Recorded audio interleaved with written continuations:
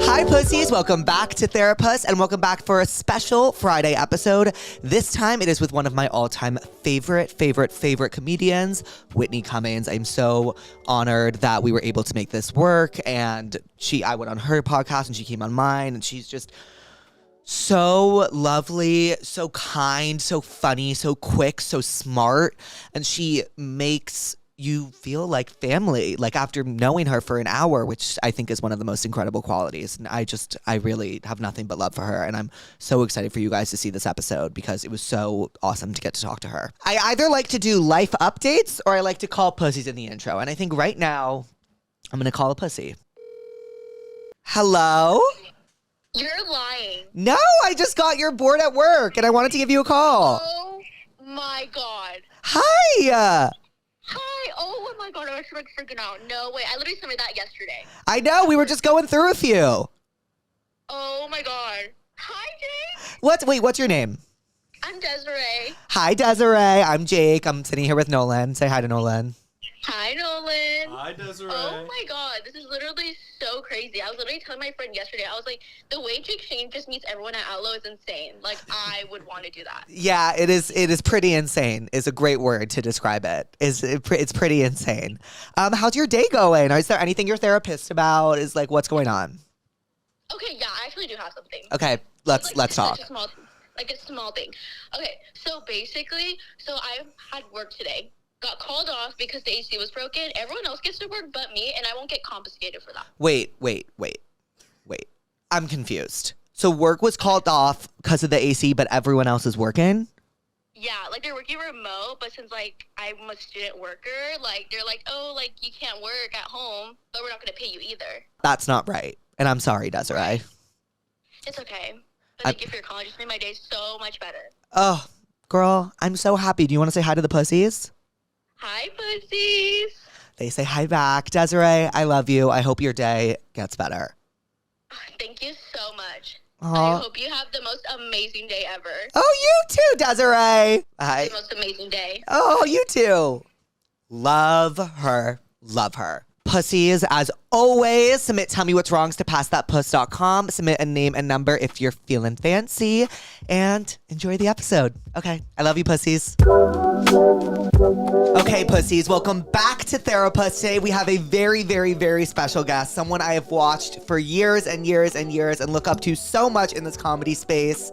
Welcome to the Therapuss office, Whitney Cummings. Hi, Whitney. This is big. This is huge. I am nervous. I'm actually You're nervous? Yes, I'm nervous. I'm nervous. I remember you're at the Comedy Store tonight, right? Yes. I saw you at the Comedy Store like a year ago. Oh. I saw you a year ago, and I remember something you said that stuck with me. Because comedy is kind of like about like you got to piss people off. Yeah. And you said, I don't know if you'll remember this story. You made a joke, and some woman came up to you in the parking lot and yelled at you, and you were like, "Sorry." Oh, and yeah. How do you deal with shit like that?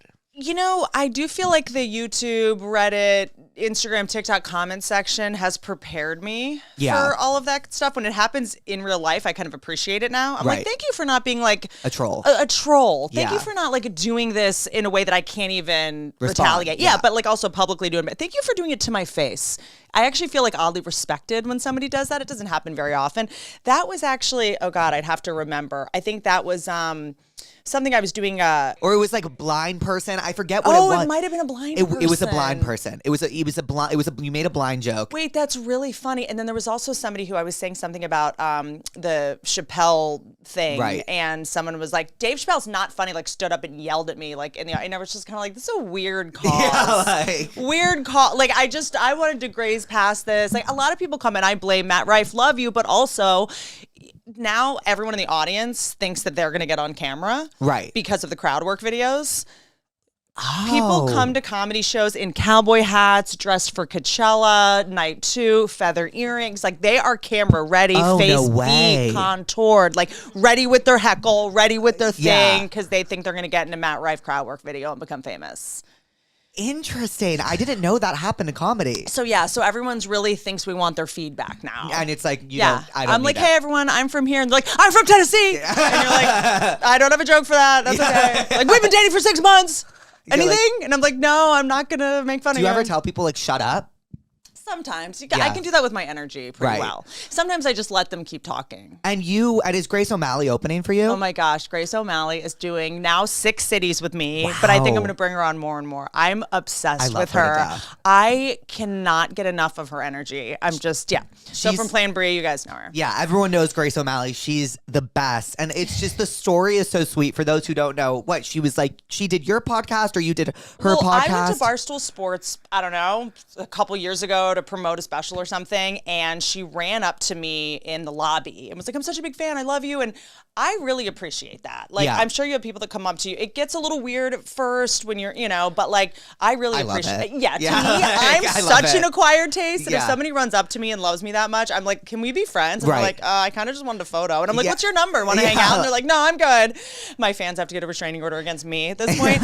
And so I just appreciated that vulnerability so much. And I appreciated her honesty, and she was flustered. And then it's like, for someone like you to have know me or be inspired by me, whatever it is, that. Whitney, I've been watching you since I was a kid. Okay, let's easy. No. Easy. I feel attacked. I would like to talk to human resources. It's not that crazy. Okay. But it's to me, it's just the coolest thing to be like, I think you're so cool. If I had anything to do with that, if a cool person likes me, I guess I must be cool. It's just whatever. We're all insecure.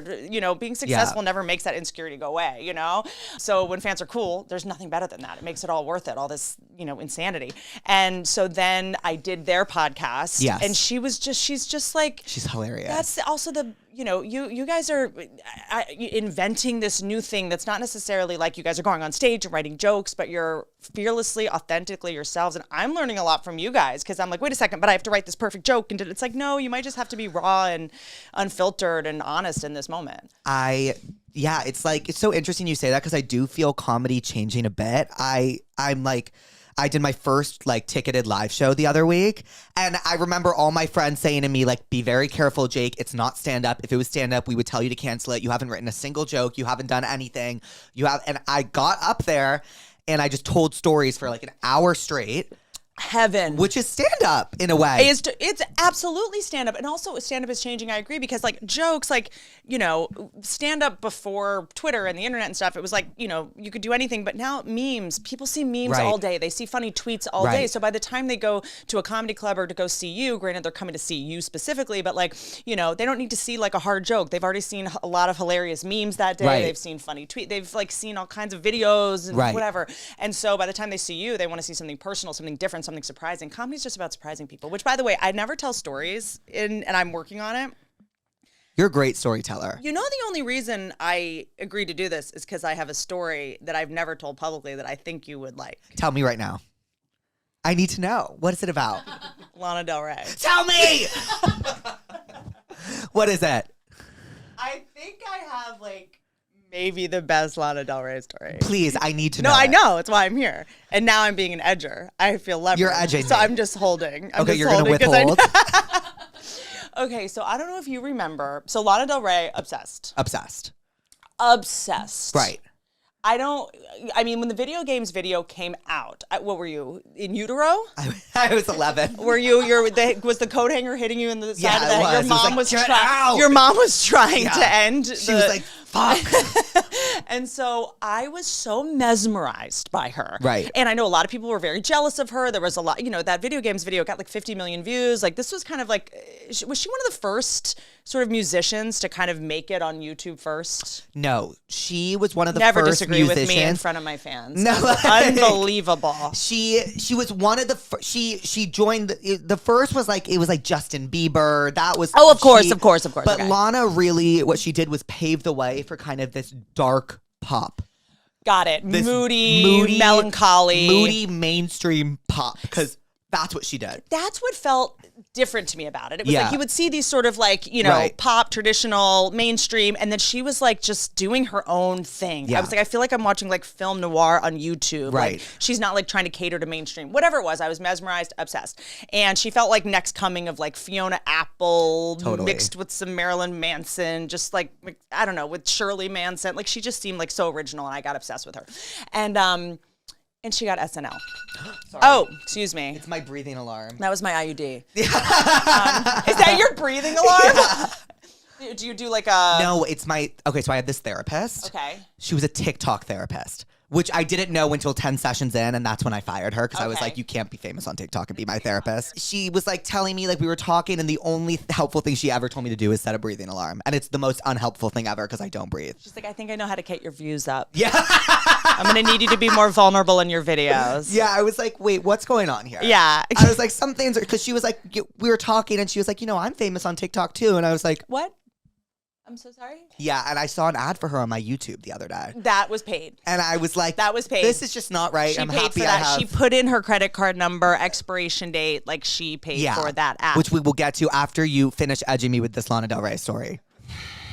Okay, I don't even know where to start because I have been sitting on this story for so long. It's a pretty infamous story in my personal life, but I've never told it publicly, and I hope it doesn't get me in trouble. It for sure will. Whatever. I'm in TikTok jail in so many ways because I did a video about how the Disney castles are made of dicks, and so now this is demonetized. You're in trouble for that? You're not supposed to say that. Okay, so Lana Del Rey. That video came out after I had been doing a TV show on NBC, a sitcom that had my name on it. No one was really doing multi-camera sitcoms at the time. It was like The Office and Community and these single camera shows. So the difference, which you all know, iCarly, Friends, Reba, those shows that have a live studio audience. Big Bang Theory, right? So that's a multi-camera show, which people think of as more corny, but they're more successful. Yes. They're more syndicatable. How I Met Your Mother. Wizards of Waverly Place. So the single camera shows are kind of like cooler. They kind of win Emmys, but the multi-camera shows like the Big Bang Theories are more like commercially successful. Right. So I'm like, you know what? I'm a comedian. My inspirations were like Roseanne. I watched that show growing up, multicams, Seinfeld, stuff like that. So I get a deal with NBC after I've done, a special, and they're like, we want to do like a multicam, like a traditional multicam. They're also cheaper to make, and they make more money in the long run. So I'm like, great, I'll do that. I do it on NBC. The Office is after me, which is like the critically acclaimed, super subtle, everyone's dry, and I'm like on this multicam doing like hard jokes, so I get publicly trashed in a way that no one had really been publicly trashed. I certainly had not seen it. Publicly dragged. Twitter, for your show. For the show. There were billboards everywhere. It had, I think, the biggest ad campaign because I remember the show. And this isn't me being arrogant. I did test very well. So, it tested very well. There's all the science. They did this $100 million ad campaign. They were everywhere. And bless the hearts of the people that did the ad campaign, but they marketed it like a corny sitcom. And it was like me, holding a beach ball. I was 26 years old. I had no idea what the fuck I was doing. I was just and they put these taglines that they took from my tweets that were kind of silly. And, it was a traditional multicam. Right. On a network where people were winning Emmys for single cam. So dragged. It was like Twitter, just dragged, destroyed. In a way, I didn't really know it was happening because I was working so much, but I would go places and people would be like, how you doing? That's the worst. The worst. It's don't remind me. I didn't know. But I didn't even know. And I was like, I'm great. Everyone treating me like I have cancer. Yeah. Everyone's like, how you doing? And then when people start consoling you for something that you don't even know is happening, hey, they're just jealous. And you're like, what are you talking jealous? about? What are you talking about? They just don't get it. That's why you don't bring that shit up to people. Don't listen to the haters. Yeah. Don't listen to them. You're like, I didn't even know there were. They're just jealous. Who? So I'm so paranoid. I don't know what's happening. And then I make the brutal mistake one day of Googling myself, and I'm like, okay, got it. Yeah. So it's bad. Again, I come from comedy. I come from the roasts. I did the Joan Rivers roast and Donald Trump roast. My God. That kind of stuff. So I'm used to this brutal, I have thick skin. I'm young and at the time and kind of any attention is good attention. Right. My rent is being paid. Who gives a shit? Who gives a fuck? I was able to pay off my student loans and shit. And I'm just if a couple people on the internet hate me, fine. You don't want to fuck me? Cool. Yeah. You live in Pensacola. I trolling. They're like, you're ugly. And I'm like, I agree. Yeah. I know you can't really hurt someone who already hates themselves. I always say that. I love that. I always say that. You know who else? I said that's one of my favorite shows. Girls, they have a good it's my favorite show of all time, and they have Lena Dunham has this quote, and she says, anything you've said to me, I've said to myself and worse in the past 30 minutes, so nothing you say can hurt me. In a mirror, with the razor blade, you know what I mean? What are we saying? That's how I make myself come in the mirror, saying what you just misspelled in my comment section, So it was a lot of dude, we have a lot in common. We actually should hang out. I agree with everything you're saying about me. You know, so it just kind of, you know, and maybe I should have been more sensitive to it at the time. I'd come from an alcoholic home. You know, negativity kind of felt like a warm hug in a weird way. You know what I mean? But then I did do the auto block. You know, on Instagram, you can auto block words. Oh, I didn't know that. You can auto block comments, but what were some words you blocked? I was going to say,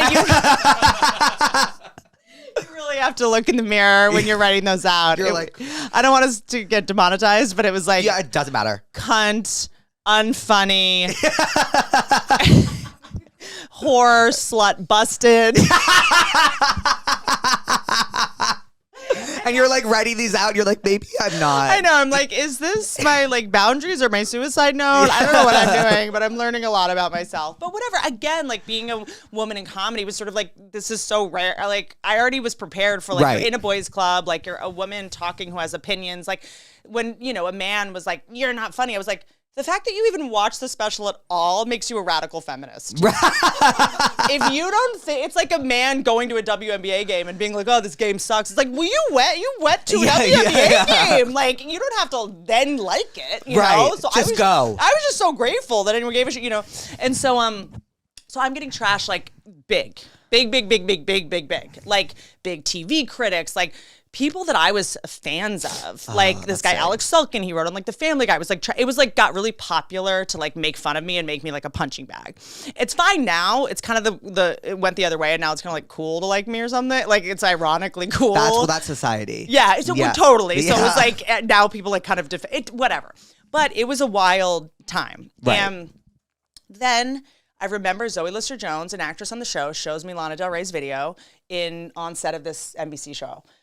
I'm just transfixed by her, obsessed, right? And it gets really big, and she gets asked to do Saturday Night Live. Oh, I remember. She does Saturday Night Live. Yes. And is destroyed publicly. Yeah. Now, look, I can't really speak for the performance. I don't really care. Right. But at the time, she hadn't really performed live. It was her. I think it was her first televised performance. Okay, exactly. So it's like there's all these like you guys YouTube like the fact that you just went on stage and told stories for people, like it's a different trajectory now. It's like the YouTubers, like you guys are talking to camera, you're talking to each other, and then all of a sudden, I mean, being in front of a live studio audience, not better, not worse, is a skill over time. Like I've had to learn the skill of stop yelling. You're just in a room with 4 people and you're doing this work, and I'm still screaming as if I'm performing for 2,000 people, you know? So I need to learn your skill, and then you guys have to learn the skill of going on stage. I yell all the time. I was going to say, it's like, but like you're on stage, it just comes natural to you. But like Lana Del Rey, like just in her defense at the time, like she hadn't done, most musicians, they do clubs and then they do, and then by the time they get to SNL, they're like, have been live performers for a while, you know? Right. She is destroyed in a way that, I mean, it was shock. It takes a lot to like shock me. It was shocking. I remember, I was young at the time, but I remember being such a big fan of hers and being so sad for her. I remember feeling so upset for her. I remember how nasty the memes out of that were like, I was like, oh God, like that. It was Twitter. She was trending on Twitter like for weeks. Yeah. And it went on and it went on, and she just became this punchline. And after like 2 or 3 weeks, it felt like this has nothing to do with her anymore. Right. It's just like for sport to try to humiliate this beautiful woman that like kind of failed, but also kind of didn't in a way. She did something super brave and ballsy, and maybe her managers should have told her no. Maybe she didn't even have any managers at the time. Whatever it was. Like I think there's this like, we get really tribal in our public shamings. And it was like the first time the internet, I'm not gonna say the first time, I'm not an internet historian, but like it was the first time I recall being like, this is just they need to stand down. This is just like too far. Right. If this girl blows her brains out, like she's not a comedian. No one was defending her. Everyone just let it happen. And I'm thinking of now, I finally understand kind of how the media works at this point. All these pedophiles that run the media, I don't know, whatever. When they're not on Epstein Island vacationing, it's like all these like men that run these websites. And I'm like, you guys are green lighting these articles and allowing all this just because it's getting more traction. And it just felt like someone needed to do something or say something. Right. And I'm not a cry misogyny person. I'm like, female comedian, never talked about it being harder. Like, but this just felt so like she's beautiful and successful and people need to like her. It felt sadistic. Yeah, it did. Tumblr at the time was where I like to exercise my First Amendment right. What was your Tumblr? It was called Princess Complex. Mine was Far Beyond the Walls. Dramatic. Yeah, I know. So dramatic. I know. Continue. Did it have like the cast of the craft on top? It was Hunger Games themed. Amazing. It was Hunger Games Like, themed. was it Elizabeth Banks? Yeah, Or, it was Jennifer Lawrence mostly. Okay. And then I saw a trailer for the documentary Bully on Tumblr once, and it made me scared of social media, and I deleted my Tumblr. And by the way, can we get back our old Tumblr? Everything's gone. I miss it. I miss it. You know what? The guy who created Tumblr went to my high school. If you're listening to this, please let me bring back my old Tumblr. Just like revive it. Yes. Yeah, like, can we get the content back? I want to see what it was. Like a yearbook or something of like your Tumblr now. Oh, that'd be so cool. Wouldn't that be so cool? They definitely have it. Nothing goes away. Anyway, so I go on my Tumblr and I write a very long diatribe chastising everybody that was attacking Lana Del Rey and defending her. Okay. Okay. And it's very well written, if I must say myself. Yeah. The next day, it's on Vulture, which is New York Magazine's thing. It's like gets picked up everywhere. Like Whitney Cummings, who, got trashed, is now defending Lana Del Rey. Right. You know what I mean? So the story was kind of like, oh, like whatever. And then they found a way to trash me more. But I was like, you know what? Like, I know you know Drew Afwalo. Like, yes, love her. I love her. She's on my podcast. She's going to open for me on a couple dates too. Oh, no way. And do stand up on some Southern California dates. I conned her into that. But she says something that I love, where she goes, I just like to stand in front of people. And I loved that. But I kind of was just like, I was like, you know what? I can take it. Right. Give it to, like, let me take the heat back off Lana. This is like my own little mission happening, right? And then leave her alone. So I do that. It like gets picked up everywhere. And then it starts to kind of die down. And I very much like felt like I jumped on a grenade for her. Like I felt like I like took a bullet for her. And I was like, you know what? Like, what a fun, cool way to, like, what people say now, like, use your platform or whatever. Right. It's like, I'm just this trash gutter bitch. Yeah. I can handle all this. Like, anything you guys are saying, like, my dad said to me when I was a child. You know what I mean? So it's like, I'm fine with it. Leave her alone. She's too sensitive. You've listened to her music? Yeah. She's like so sensitive and emo, like she can't take it, right? A couple months pass and I'm at the Chateau Marmont. Oh, wow. Chateau Marmont. So Lana's there. Chateau Marmont Hotel with all of the writers that worked on the show that I was on. It was like 12 writers. Lana Del Rey walks in. And I'm like, you guys. Yeah. Gotta go say hi. Yeah, like, it's the girl I jumped on the grenade Like, I for. have to go. Yeah. She's expecting me, I have actually. to go let her say thank you. Yeah, like. To me. You know what I mean? Yeah. And they're like, oh, you know. And I'm like, okay. When I tell you I've never walked this way before or since. Like, I walked like, Yeah. like I can't even explain the gait. Just like, it was like, I'm here. Yeah. Like, hey, here I am. it's me. It's me. Like, was waiting for like she's in like a white apron. I mean, she can make anything look cool. She was in like something wild. And I'm like, Lana. And she like turns around, like, you know, she was a little skittish at the time anyway. But it's a Chateau Marmont where like everybody's kind of something. And she looks at me and I'm, of course, I'm like, yeah. Yeah. Yeah. I don't even know what that emotion is. That just like, come here, girl. come here, come to mom. Come on, get over here. And she's like,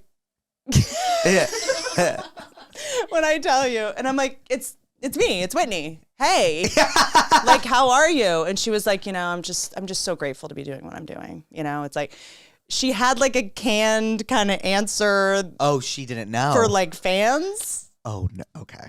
And she's like, I'm just so grateful to be doing what I'm doing, especially at a time that's, you know, so chaotic in the music business. And I was like, thank you. Oh. Yeah. And I'm standing there and then like her security guard kind of just like cups her in or something. And I'm like, I have like 12 people at a table behind me watching this interaction that have lived this day by day drama of me being like, what's going on with Lana is disgusting. I'm posting about it. And then Vulture posted and I think she's good now. I mean, like I was like, I have to turn around and face that table. Did you lie? I would have lied. Well, no, they saw the whole thing. I mean, they saw her be like, yeah. And so I have to like slowly like turn around and face all these people that just watched me completely get it, like ignored by Lana Del Rey. And I turn around and they're all just like it's so bad. So oh my God. So then I went up to her like 20 minutes later and asked for a photo. So I have a photo of us from that night. I should send it to you. You have to send it to me because we must include it. Yeah. In this. I mean, I think she was like probably just, it's like in a dissociative state of being so famous. And the same way that like I had no idea what was going on, she probably just had no clue any of it was happening. And I want to be like, I fought a war for you. Yeah, like and she just had Tumblr. I had for no reason. Yeah. No reason at all. Can I say that is so something that I would do? And I Martyrs. resonate with you. So and Scorpio. So Scorpio. I empathize. So Scorp. And I would have supported you in that moment. But I still like take credit. Like when someone's like, I'm like, yeah. Oh, I know her. Yeah. I know her. I saved her life. Jumped in front of a car. Like I truly believe I like protected her from like heartbreak. And you know what? And pain. That's your truth. It is. And it's true. And it's true. And the truth is true. Well, honestly, now I'm just curious. What's your favorite Lana album and song? I gotta say, I still listen to video games. Yep. Like maybe it's because it was like to me the best drug on the planet. I haven't tried all of them, but is nostalgia. Stop. Yeah. And the more chaotic the world gets, and the more you like turn on your whatever phone, and it's like video games. Like I'm now back. Right. To like it brings up a more innocent thing, you know? Yes. I guess that's what it is. I also love that she's just like dating a police officer. She's working in a Waffle House. Why am I obsessed with her? But remember all the like conspiracy theories going around in the beginning that she was like a plant. She was like an industry plant. They say that about if you are successful in the music industry, they will say that to you. Who do you think is one? Like, is there someone that we can look to? Okay, are you ready for like this? Milli Vanilli? Rita Ora. Okay. Because like she's everywhere. She's at the Met Gala. How? Well, she's married to or isn't she married to Taika Waititi? Did I pronounce that right? She's married to a really famous director. Well, like a plant.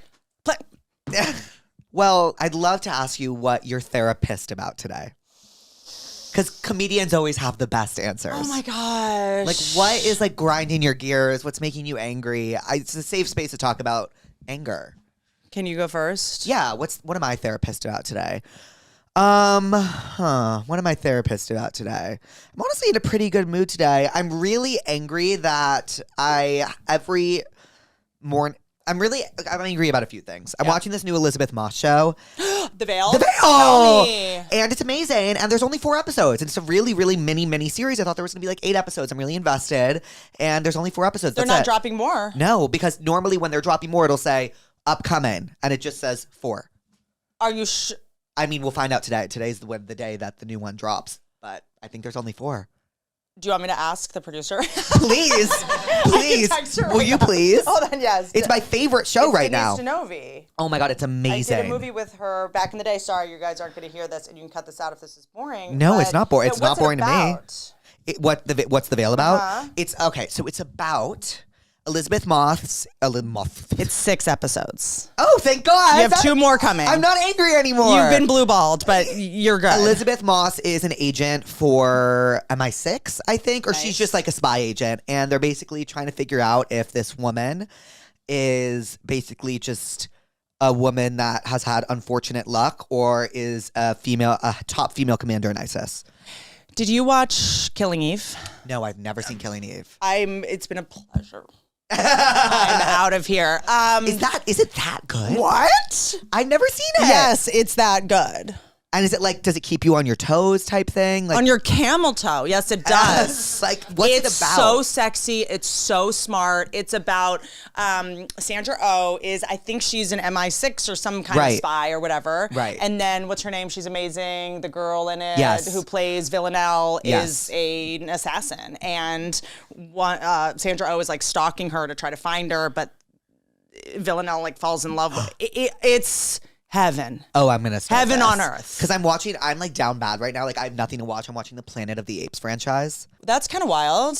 Are you a comedy person or do you like drama? I like thrillers. Because I don't know why I'm not a comedy person. You did Game of Thrones already? Yes. And then the chair?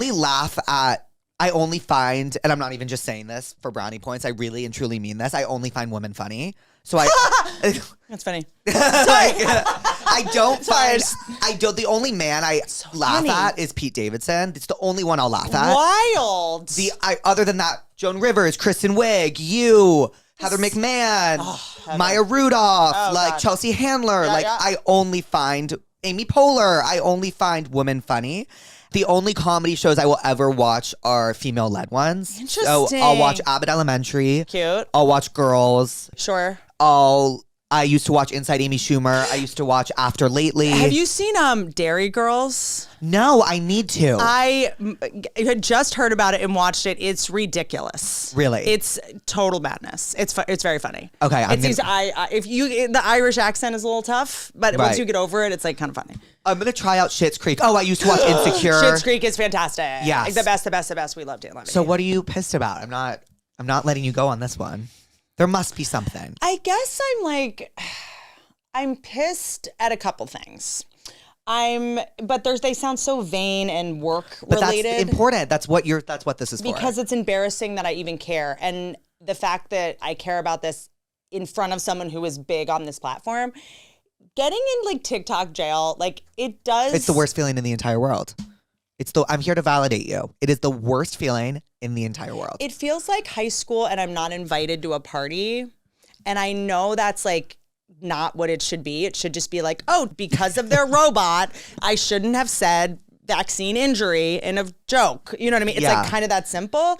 But because I did the remember the Miranda Cosgrove sound that went viral from my podcast? It was yes, I forgot that was your podcast. So my God. What's your favorite curse word? Yeah. And she said, probably fuck. And so I have videos that have 56 million views. And then now they're low and I don't know and I think that it's brings up a very deep seated need to people please and shapeshift to get approval. So it's I feel I finally got to a point in my life where I'm this is who I am. If you don't take it or leave it, I'm a little off. I'm definitely an acquired taste. A lot of men are gonna go, gross, you're too loud. A lot of women are gonna go I don't know, she's too this or whatever. It doesn't have to be gendered. It's there's some people fuck with you and some people don't. It's that simple.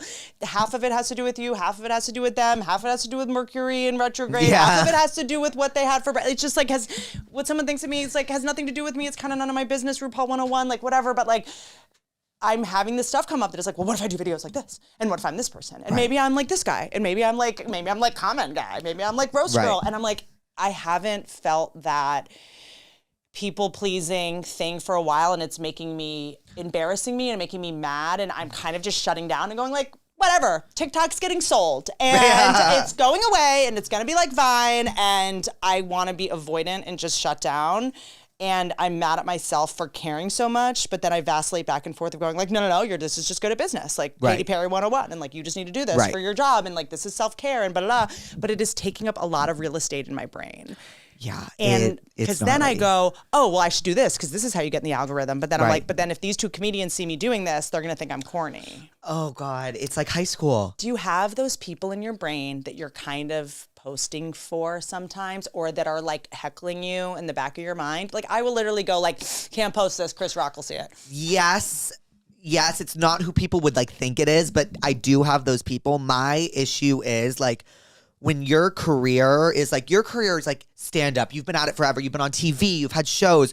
When your career is primarily based in social media, when your views are down and you think people don't think you're funny, oh my God, you can ask them. It ruins me. I get in the worst creative rut because it makes me not want to put anything out. Yeah. Which is why I'm so excited to go on tour and do shit because there is not crack is hearing people laugh in person. Yep.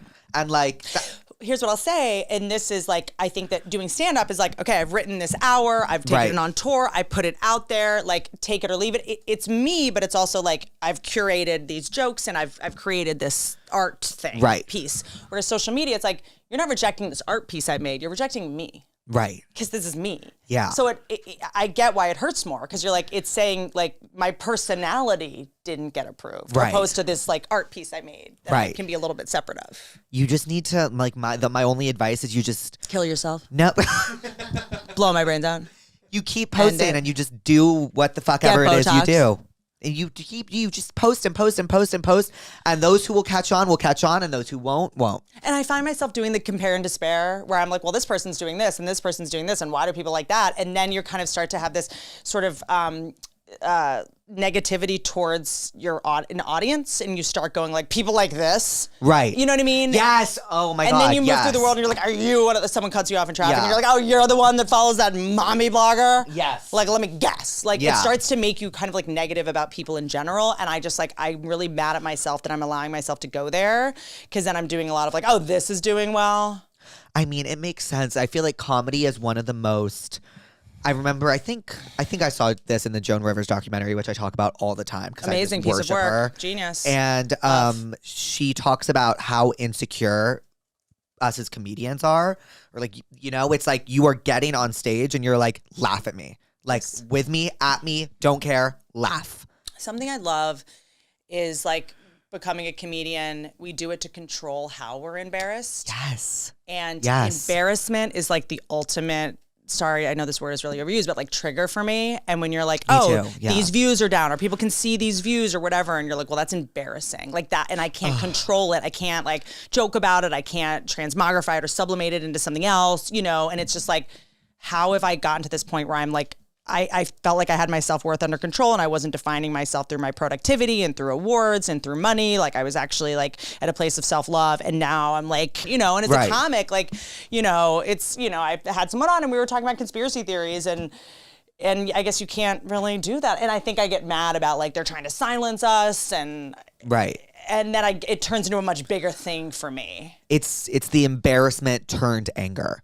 Yes. That's what it is. When I'm embarrassed, to me everyone's on notice. Everyone's on notice. I'm angry. I'm angry at the world. I'm so hyper defensive. And then when the worst is when someone will be like, but just try to do this. Just, you can do it. Like, I do these like skits on like, that's like my whole shtick. Yeah. And I couldn't do skits for 4 months. I couldn't do them for 4 months. It was impossible. And people like Louise kept saying like, just do a skit. It's not that hard. I'm like, you don't understand. You get paralyzed. Because the only way I can do these comedy things is when I feel so confident in myself. Yeah. When I don't feel confident in myself, I'm like this shell of who I am. I'm so on defense. Everyone's on notice, like you said.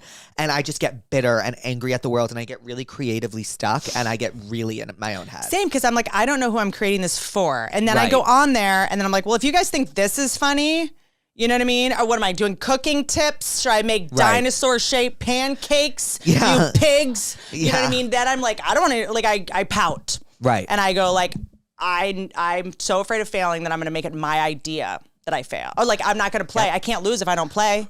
I'm just going to sit this. I'm going to take my toys and go home. I'm going to give up now. If I can't be number one. Yeah. And it's like, okay, bitch, like, can you not be number 3 or number 4 every now and then? Can you not, like, are those the options?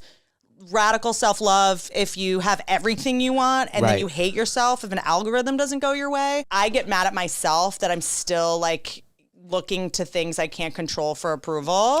And what I forget is adversity is what makes us funny in the first place. And struggling tooth and nail for attention is what drives us, you know? So I also don't want to get in a place where everything's so easy that I'm creatively stunted, because we've seen the people that kind of have everything and then they start to plateau, be delusional. I mean, yes, The Rock is selling shampoo. He doesn't have hair. Is he really?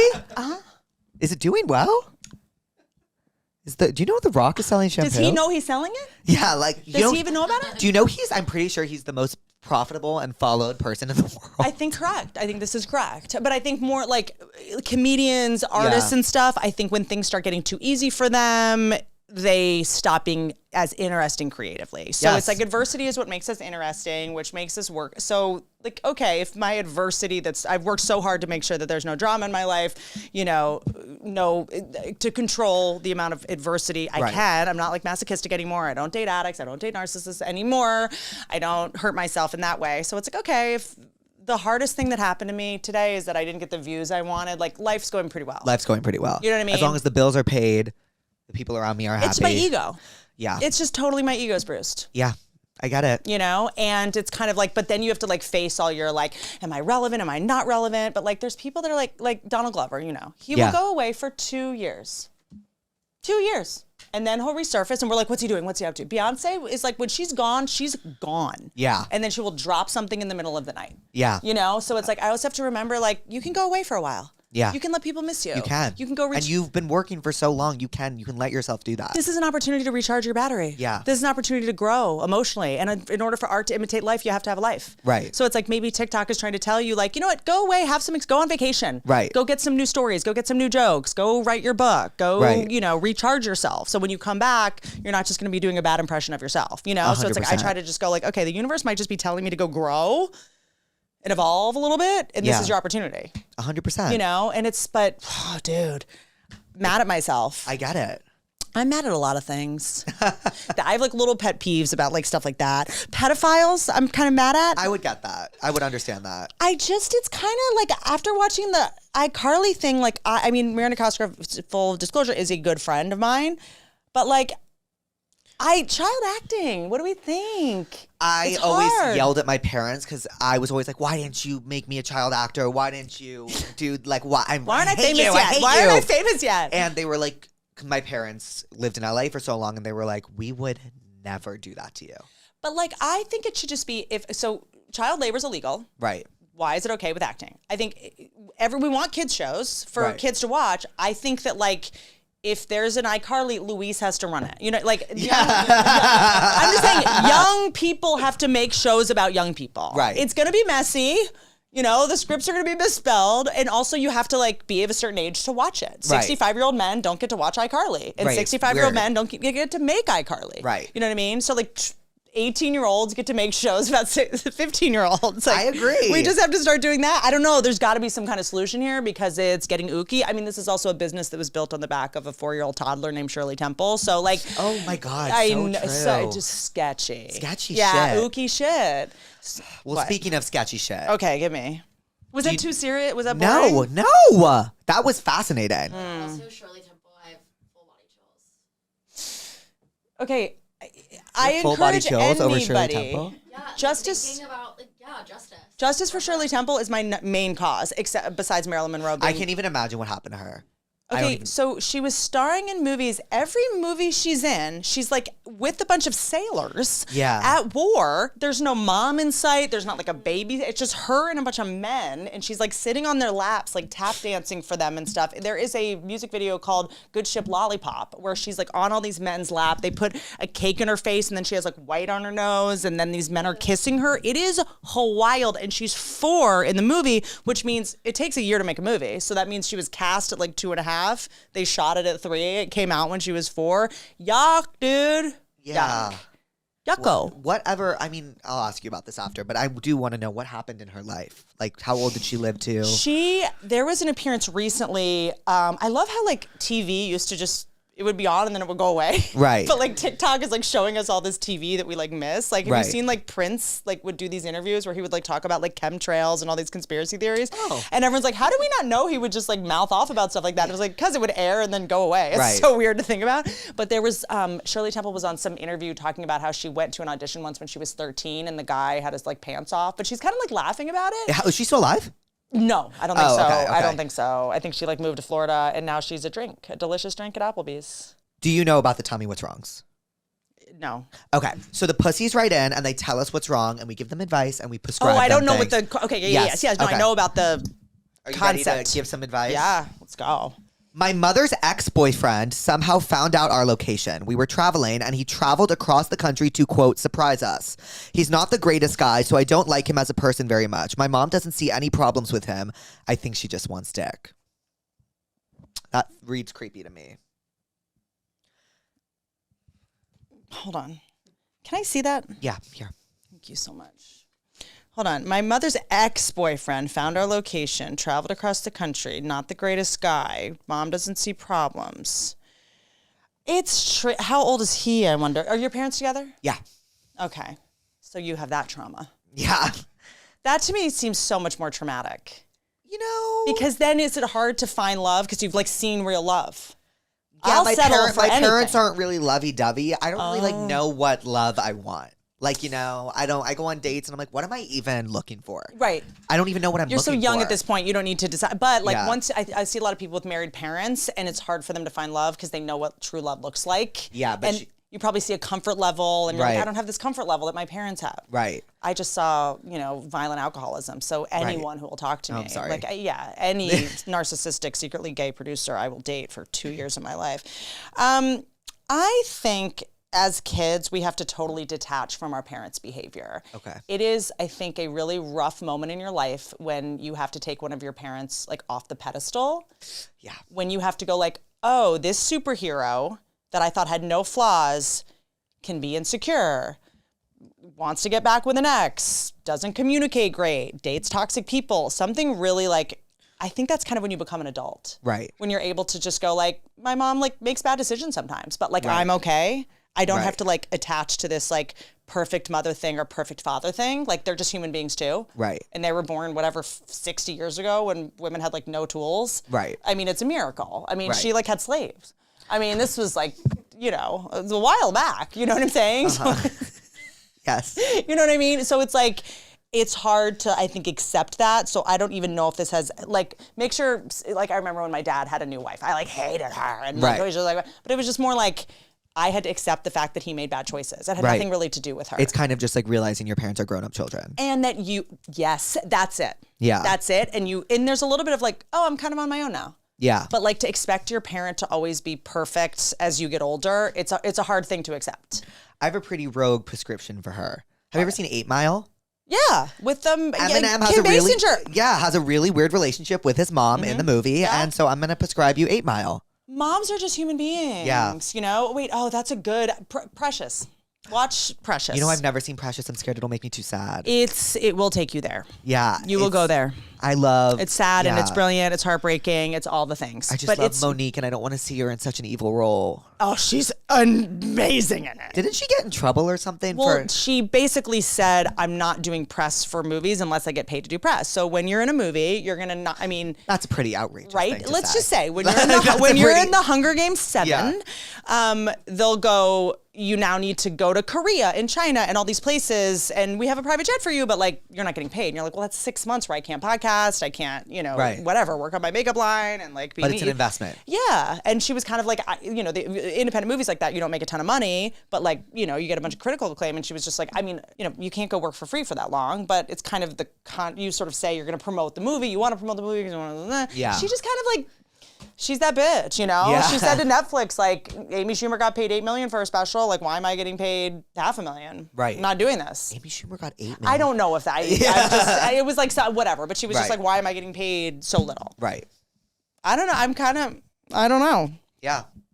Can't weigh in. I'm getting married later this year, and I have a serious issue. One of the bridesmaids and groomsmen have been dating for a few years, and now they have broken up. There's something wrong with me where I No, keep, it's a thing in that chair. You can't hear. It's like I'm like, no, I'm kind of disassociating because I'm sort of just like obsessed with you and I'm just watching Whitney! you. It's like, when you're like, I'll watch someone read a phone book. I'm just watching you read the questions and I'm being entertained and not actually trying to listen and help this part. One of the bridesmaids and groomsmen had been dating. they broke up. A bridesmaid of the girl and the groomsmen of the men were dating, and they broke up. And it's like, well, that's if they're good friends and they're good bridesmaids and they're good groomsmen, they will not make it your problem because it's your wedding. Is my take on that. Yeah, what does this have to do with it? I mean, everyone's dated everyone. Right. Like if you are so worried about your friend and how she will react or how he will react, not friends. No. So she's worried. Don't pair them together when they walk down the aisle, obviously. Right. And to that, I prescribe bridesmaids with Kristen What I will Wiig. say is these people are the least of your worries. Yeah. At your wedding. Weddings bring out the worst. batshit in everybody. And it's always the person you least expect to be batshit, who like something's going to come up for them. They're going to hear a Rita Ora song, the Rita Ora song that hits them sideways, that they got broken up to, that time they were on Molly. Like, someone is going to ruin your wedding. You just can't let them do it. Right. Everyone's emotions come up. Someone's going to wear a miniskirt. Someone's going to wear a long white dress. Yeah. Your sister, maybe. Yeah. It's going to be wild. A lot of wild shit's going to happen. One of your husband's groomsmen is going to get up and go, I mean, of all the girls, Yeah. he picked you. And now I see why. And you're like, what? Yeah. Like, we had some wild nights in Vegas. And you're like, oh, what before wild nights? Lindsay came along. And you're like, like a lot of shit. Right. I think weddings, like, just prepare yourself for everyone to be a nightmare, not just this groomsman and bridesmaid. Yeah. And to that, I prescribe Bridesmaids with Kristen Wiig and Maya Rudolph. Gets better every time I see it. Favorite movie of all time. God damn, that's fresh. Yeah. God damn, that's fresh. I remember seeing that in theaters with my dad when I was 11. Screaming. And being like, what the fuck is happening? When she's on the plane, she's on another level. It's the best movie. It's She's my favorite comedy movie, I would say, of all time. What are your favorite of her characters on SNL? God, what the fuck? I love Gilly. Yeah, that's my favorite. That's my favorite like, too. It's so insane. Or the girl that can't keep a secret. Yeah, like I like the one where Gilly, if I remember correctly, it's the one where she's the schoolgirl. Yeah. Where she's like, yeah. And then her and Fred Armisen do that like band that's always late. Was she in the Californians? Yes, for sure. Yes. It was her, Armisen, Bill Hader, and then like whatever rotating guest. Right. Hop on the 405 and then get out of here, and then get on the 5, and then so good. But her and Fred Armisen do that thing where they are a band, but they're improvising their songs because they're late and haven't written anything, and they're like he'll sing it and she'll have to like go along with it. It's called Garth and Kat. Yes. Kills me. Yeah, she's amazing. She's next level. Have you met her? Oh, my God, I fucking wish. I have absolutely fallen in love with a man who is concerningly older than me and who already has a child. He is the worst possible thing for me, but I can't cut it off for some reason. It's giving, but Daddy, I Love Him, which, if you don't know, is a new Taylor Swift song. By the way, okay, so I haven't decoded the new album yet. It's amazing. But I'm getting a lot of people coming out of the woodwork, like apologizing about stuff from the past. It feels like this album is kicking up, like looking in the rearview mirror. Yeah. People will be like, I haven't seen you in a while, and I'm sorry that happened. I'm like, new album, I gotta hear it to understand why people all of a sudden. Taylor on this album kind of addresses that. This album is really, really personal if you know her lore and you know the vibe. But I'm just going off on a Taylor tangent now. The thing about that song, which if you haven't heard it, you should listen to it on your way home after this, because they won't let me play it on this thing, or else it'll not go up on YouTube. Yeah. Taylor Swift does an excellent job of doing a beginning, middle, and an end of a story in a song. Yeah. And that song is like a prime example. Wait, which one? But Daddy, I Love Him. Right. And it's about this, everyone is like scorning these lovers, even her family is. Yep. And I wonder who, do you know who? You know, a lot of the best Taylor Swift songs I don't think are about really anyone specifically. I think as Swifties, we try to like decode and find meaning in everything. But sometimes I think if Taylor wants us to know that something is about someone. Interesting. Well, no. For example, in Thank You, Amy, Kim is capitalized. Of course. So we know it's about Kim Kardashian. In this, I almost just feel like Taylor's drawing experience from things. And I think she's such a genius at being like Monet or like Chuck Close, these artists that like give you enough specificity to know how personal it is and to feel the personal connection, but to also be able to fill in the blanks with your own experience. Like great comics do this too. Like Sebastian Maniscalco, if you've ever seen him, he'll say, you know, like, has anyone flown Spirit Airlines? Like, or whatever it is. Right. And then everyone will laugh for like a minute and they'll fill in the blanks on their own experience. Right. And he'll just hold. And then he'll tell his experience, you know, and she has this amazing ability to be just vague enough to where it's like so personal. You're like, did she write this song for me? Did she read my diary? She's so good. She's so good. I had like an anxiety attack last night, like a really bad OCD attack. And I literally felt like a baby that you had to play music for. And listening to Taylor Swift was the only thing that would calm me down. What's going to happen though? I get scared when someone is like, where I'm like, are people going to put a target on her back? They already have. Have. With the snakes and stuff? They already have. No, but even today, people are coming for her left and right about the voting. Anything she could do. They'll be like, how come she's not posting about the election? You're like, has she not done enough for you? But it's just like, it's not even that. They get mad about her, whatever. I don't even like, it's not even worth like my breath because it's so ridiculous. Right. Like, she has her loyal Swifties that just ride for her, like me. Like, she has people that just defend her, and I'll defend her till the day I die. She is just like, is she our Dolly Parton? I compare them a lot. This kind of like, like Dolly has made it. I mean, Yeah. Dolly people are like her heart is so clearly about entertaining people with this like purity. Like it's just all for the fans. Right. And there's sort of, is she going to do a Taylor Wood? She should do an amusement park. Oh, Swifty Wood? Genius. Yeah. And her dad is her manager, right? I don't know a ton about her him. manager is this guy. It's a lot of lore. I'll explain it to you. Okay, after. sorry. No, it's just it's boring. Yeah. But, nothing bores me about her life and Yeah. choices. Oh my God. But to this girl that is falling in love with a man that is older with a child. Okay. I would prescribe to you, but Daddy, I love him. But in the end of But Daddy, I Love Him, they get together, and I don't necessarily think you should be with this person if every single person in your life that you love is telling you not to do it. It's just my opinion. Great. And I'll throw a couple things in, which is dating older, dating a guy with a kid. Do it for a little. It's kind of great sometimes. They've spent most of their time watching Disney movies. They know you deserve to be treated like a princess. They watch princess movies all day. Right. This is good news. They can make tiny snacks. Right. Okay. They know how to cut up an orange. They have a minivan. I love a dad. Their testosterone is a little bit lower. Always. We like a dad. Yeah. They can schedule shit out. They know how to decode a crying person. Right. Yes. They're like interpreters. They can figure out what you're trying to say when you're crying. But I think that as I get older, though, I think there is some wisdom that only comes with age. Not a lot of it. It's very true. You know, but there is some where I'm like, oh shit, there's no way I would have known this any sooner, and no one would have thought to tell me. Dating someone your age I always did older or younger. My age, I don't know why I never did, whatever. I also kind of look older than my age. I always kind of have. But there's something amazing about the chemistry of having a shared experience. I can't even imagine. It's I had recently dated guys that were like 10 years younger than me, and I had explained things to them, and it was like this song that came on, and I was like, okay, Eve is a rapper that was in the rapper, and then he doesn't know who Eve is, and I'm just like, this is pure disrespect. Like, and I would get like angry, and then he would be like, but Rita Ora, and I'd be like, industry plant, and and so it kind of like, to me, music, television, the things that entertain us is so bonding, and there's such a mine isn't like we have to be politically aligned. Who gives a shit if anyone believes anything about politics at this point, like you're out of your mind, so it's to be able to just like sing along to the same song, to be able to just like have the same moment, and because sometimes emotions you can't explain, or if you do, it sounds patronizing, words fail.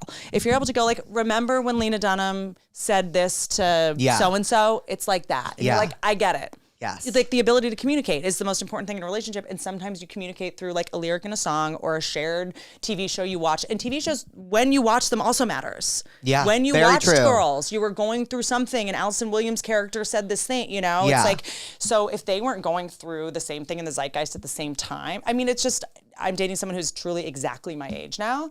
And it's the best. When a song comes on and we're like, and then this happened, and remember when he was at the VMAs and she wore this and Lady Gaga's meat dress, and you're just like, that's chemistry. You know what I mean? Because I think sometimes we're like trying to get along and trying to explain something to someone. You then become an authority figure, or they become an authority figure to you, and then it becomes like maternal or paternal and like weird incest. Yeah. It might be hot for a while, but it's not sustainable. Okay, I am gonna leave this pussy with that, because I thought that was so poignant and so beautiful. I really did. It was such a great description of why it's so important to date someone in your age range. Like, try it. You know what I mean? I mean, especially when you're like young, when you're a younger girl, and I know, look, like this is like a very hot take right now. I'm not supposed to say this. When you're younger, like, and maybe it's the same. There's a lot of like males, high school guys dating their teachers these days. Like, there's wild shit going on everywhere. Like, thank you, Snapchat. And like, but like when you're younger, like sometimes you just like want someone who has a car. Sometimes you just want someone like who has their shit together. Who's like you been don't. to Florida. Yeah. You know what I mean? You're like, you've been to Florida? What's that? Like, you know what I mean? Sometimes like you just want to be like dazzled, but like, go on Reddit. There's chat, but I think sometimes it's like you just want to feel like an adult. And it's hard to, sometimes we conflate like feeling like an adult and feeling smart with like love. And when an older guy says to you, like, you're so much older than your age, you're so mature, that's a groomer. That is gross. And I think eventually, as you get older, you realize you're like, when I was 18 dating that 28-year-old, like, what a loser. Right. I had nothing to say. Right. And like, it's cute now, but you're going to look back and be like, that guy is the worst. Right. What a loser that he wanted to date an 18-year-old when he was 28 or whatever the age difference is. 100%. Because I wanted to date older when I was younger. Why is this 28-year-old man on Snapchat? Yeah. On my streak? Like, yuck. It's weird. Yuck. Get out of here. Get out of here. So break up with him. It's just for your mental health. Yeah, send him an email on AOL. Yeah, send him however you communicate with this man. LinkedIn. Ooh, I'm gonna prescribe. Hold on. My gears are grinding. But we'll see. I was just thinking because we talked about Sofia Coppola earlier, Lost in Translation. That's that Scarlett Johansson Bill Murray movie. I've never seen. Doesn't quite hold up. I've never seen. Or I'll prescribe like any Lana Del Rey music. She sings about older men a lot. By the way, I get it. Agreed. All my closest friends moved abroad, and if I don't reach out, I literally don't know about them. I'm really tired of holding our friendship bridge, but it is so hard to make friends in my late 20s. That gives me anxiety. Friends living abroad, it depends on what you're like, where you're getting your emotional needs met. Like you have to do the like, is it not Pavlov's hierarchy of needs, but there's this like hierarchy of needs of being like, are you getting like your emotional needs met through your pets, through video games, through anime, through disassociating and fantasy. I mean, I found myself having a lot of acquaintances and not a lot of friends because I actually was avoidant and had intimacy stuff because growing up with an alcoholic mom that was very like unpredictable and like borderline and her emotions were very big. Like I was scared to become really close friends with girlfriends because I was afraid of their emotions. Interesting. You know what I mean? Yeah. So I would actually pick girls, was best friends with someone that lived in New York and that was always gone, and it kind of was like, that felt like safe. And I had to so I think it's first like see if you're not choosing these people on purpose because they're unavailable. You know what I mean? Right. And then figure out like what kind of emotional needs you need to get met. I don't think friends should feel like a chore or they shouldn't. They shouldn't. That's family. That's family. That's your boyfriend. Yes. But there is something to be said for have these friends become your family. Chosen family. You know what I mean? That's big. A chosen family is a hill I will die on. I think it's the most important thing. The most important thing, but I think that it's taken me a long time because I am loyal to a fault where if something feels like maintenance, that's something that is like, do I put more effort into this or just cut it off? It's 100%. Hard to tell. 100%. Because like I'm a little bit all over the place with the relationship should be work, like takes work. Like a love relationship, of course, you need to connect and you have to make sure your schedule's aligned and you have to like whatever, but like should friendships take work? No, they shouldn't. How about this? It can be work, but it shouldn't feel like work. Yes. If it's work you enjoy doing, stick around. Not, then if you're like, I can't follow up with this person in the time zone, but like if it's someone you love, you're a friend that's really close with, it's like, what's going on in London? Let's FaceTime. Like that's work. It doesn't feel like work. Well, I'm going to prescribe Sisterhood of the Traveling Pants because they are best friends and they don't live together. Breakups are sometimes harder than romantic breakups. Oh my God. Can't. The darkest times in my life. Can't.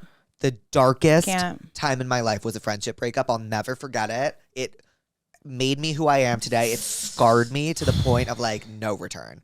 Like it's like, oh my God, you like revert and then you rise. Wow, like a chrysalis. Like you're just like, what the fuck just happened? Oh my God, these were my best friends. You're like inner child takes over. You're like, what? Oh my God, I don't cry. I haven't cried in 4 years, but I remember that time crying so hard. You talked about that in the pod a lot? Not really. Just because I have so much love for all of them still. I love them all. I wish them all nothing but the best. But it was a really, really, really dark time in my life. And like, I just remember being like, am I a bad, like it was just, I can relate because I didn't get in the TikTok algorithm this morning. And that is exactly what it feels like. Yeah. Do you look back now and go, thank God. Thank God. I say thank God because after that, I reached out to this girl I knew at the time. Her name was Julia. And we had met the previous summer. And I don't know how I did this. I just asked her to get lunch, which is something I used to be so much better at. I was just a lunch person. Like, let's get lunches. Psychopath? Yeah, I was like, I don't know. I can't do that anymore. If you asked me to lunch, I would call the police. I'm back. I've been in LA for 6 years. I can't do that anymore. But in New York, I could because that's where I grew up. And Julia became my best friend. We ended up both getting into USC. We went to USC together. Amazing. Julia is still my best friend. She lives in this house with me. And I would not be best friends with Julia if it wasn't for this. So getting heartbroken by friends, no one talks about that. It's almost harder than love. It's impossible. It's the worst feeling ever. You feel so rejected. All right, this is the last tell me what's wrong. But enough about Gaga. We'll be friends again soon. I broke into my friend's car to get weed, and my dad found out. He refuses to talk to me, but he's supposed to walk me down the aisle in 3 days. What the hell do I do? Wait, what? Okay, so the first issue is, why are you breaking into your friend's car for weed? What state is this? Yeah, you know they deliver it to your door, like Postmates. This is crazy. Now.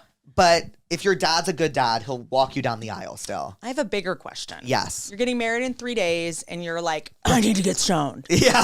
Like, maybe this isn't the one. You know, you know what I'm saying? If you're self-medicating this much, either you're anxious about the wedding. Right. Is this the right person? Right. Or is that just normal wedding jitters? I don't know. But she's breaking into her friend's car, and somehow her dad found out that she broke into her friend's car. It doesn't sound like the friend was like, hey, go into my car and grab the weed. It was like she broke into the friend's car. Well, yeah, a crime was committed. Yeah. Okay, so is the dad mad about the crime or about getting the weed? I think he's mad about all of it. I think this person was very stoned when they wrote this as well. Yeah. I think you need to get sober. There's a BettyFord.com. You know what? Hot take. I had a manic episode.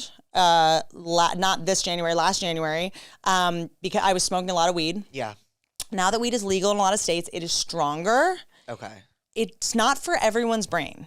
Yeah. So this is a little bit of a tangent, but I might be saying like maybe see if weed is not, it might not be the match for your brain. If you're breaking into someone's car to get it, if you're acting manic and making bad decisions, the whole point of weed, why I started smoking it was like, this will help me relax. This will help me be chill. It made me manic. Right. If you have an overactive brain, if you have obsessive thoughts, you know, weed depends on the kind. There's indica, there's sativa, maybe switch to a different kind. But if you're like breaking into a car to get weed, something's wrong. There could be like an addiction at play, which is someone that identifies as an addict. Like that's worth looking into because that could destroy your marriage and all this kind of stuff. Like, you know, they define addiction as when something stops being fun and when it becomes an obligation. Interesting. Right? So when you're like, I have to break into this car to get weed, like that's no longer like the cool, chill weed life. It's no longer solving problems. Right. It's like creating problems, right? But weed, at least the sativa for me, I mean, I went from like, life is good and like, I'm just so grateful. Yeah, I don't like the sativa. To like,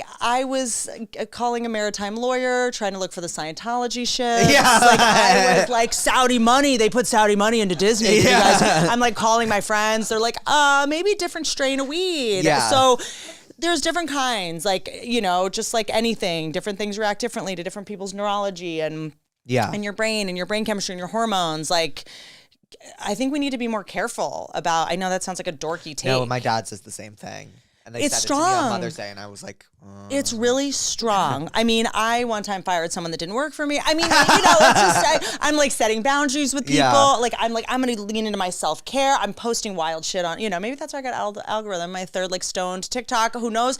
But like, I think it's worth figuring out why you needed the weed so bad that you needed to break in your friend's car and couldn't just ask your friend. Right. Because I do think addiction also creeps up on us when we start keeping secrets. Yeah. When we start hiding our drugs, when we start like, you know, putting them in cowboy boots so no one will find them. 100%.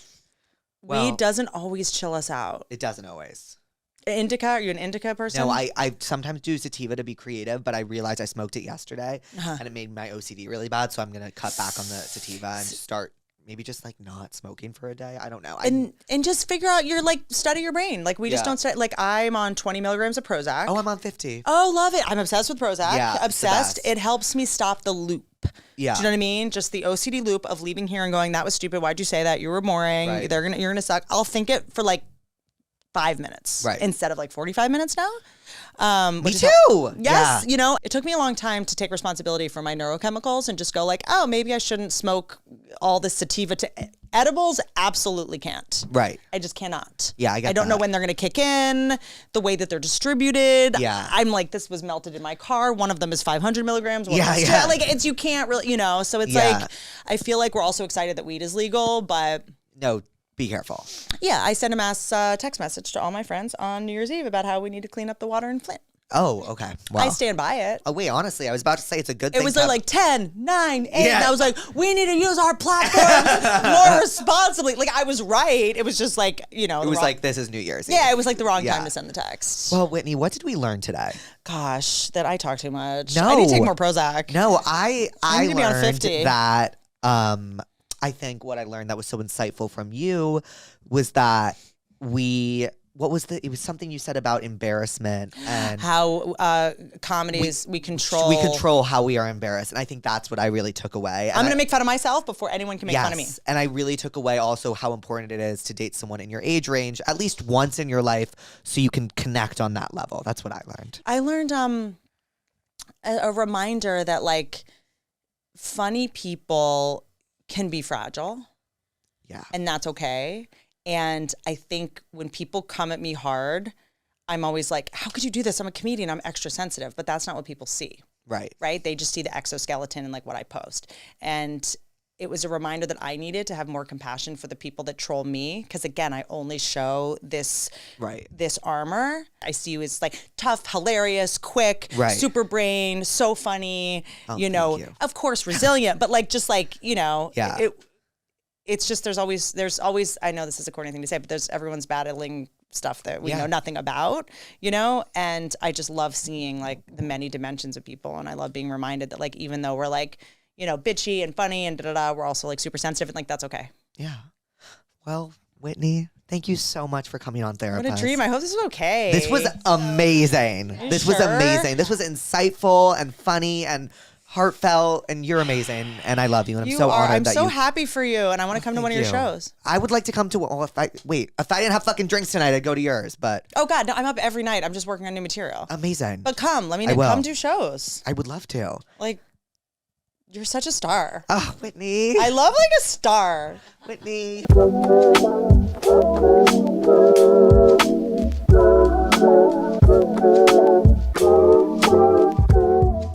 Hi, pussies, and welcome back to Therapuss. I am finally back from tour. I slept 19 hours the day I got back. So I definitely needed the rest. I was exhausted, but that was just the first leg of Live with Jake Shane. We start the second leg, May 16th. I am really, really, really excited. But yeah, I definitely missed my bed and I missed my roommates and everyone here. But I had so much fucking fun on tour. Like I really, really learned how to like balance stuff on the road. And, you know, like I worked out. Like, you know, I feel like I handled myself better. This week's Therapuss is with Caitlin Dever.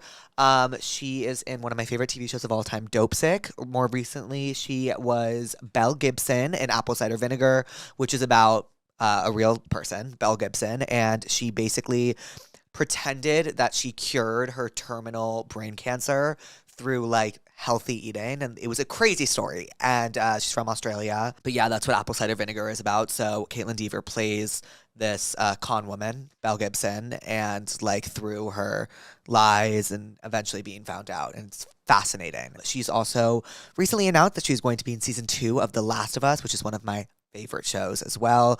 I just think she's so talented, and I'm so happy I got to talk with her. I think she's so fucking cool and like so humble and like awesome.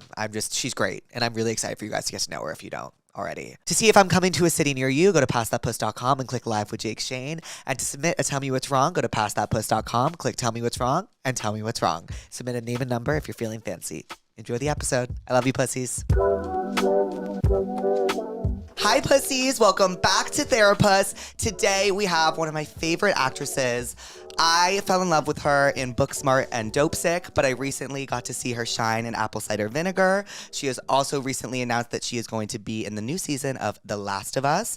And I think this is announced, right? That you're in the new Godzilla? It is announced. It is announced? Great. And she's also in the new Godzilla. Welcome, Caitlin Dever. Thank you so much. Thanks for being here. Sorry, I'm just going to take my shoes off. Those are so cute. Little thank Prada you. slipper. Thanks. I bought them no big deal. I know. I bought them for tour last year, and I wear them every single day. The best thing is when you purchase something and like you're like, I really hope this is worth it because it's expensive, and you end up using it every single day. Yeah, it's an investment. It is an investment. It really is. So you were just in Apple Cider Vinegar. Yes. Which I recently just started. Great. It's the craziest story of all time. It really is. It's a little bit. It's really such a whirlwind kind of story. And it's based off a true story, right? Yes. Yes. Well, so yes, it is it is a true story.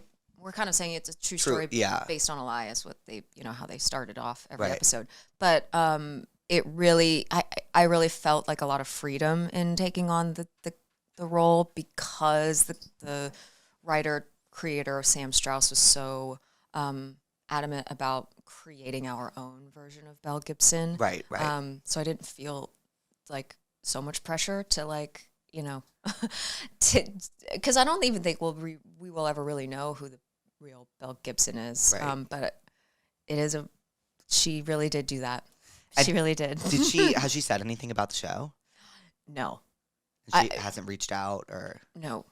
I know nothing about where she is. I know nothing. That's crazy. Yeah, I never talked to her before. I was even just for the first time, because on Netflix, I was like, okay, I got to watch something other than Gilmore Girls on Netflix. Yeah. So I looked at like the top, and I know our show was up in the top 10 for a while. I think it still might be, but like now the docuseries that they made on Mel Gibson in 2023 is like global top 3 on Netflix. And I started watching that for the first time. I knew it existed when I was doing the show, but like, I was like, I don't need to do research on this anymore, but I'm actually just like fascinated on what this is. I never watched it before. Oh my God, wait, no way. Yeah, I just didn't want to be too tied to her like mannerisms and everything. I mean, I was only really pulling from that pink turtleneck 60-minute interview that she did. I don't know if you watched that. I reenacted it in the show. Right. And that was one little thing that I wanted to kind of get exactly right, because it is just... It's bonkers. Yeah. It really is so bonkers. And she has just this bright... you saw it in the show, but like the turtleneck is real and the lip gloss is so real. I mean, there's just so much lip gloss. I had to get those points right for sure. But yeah, it was...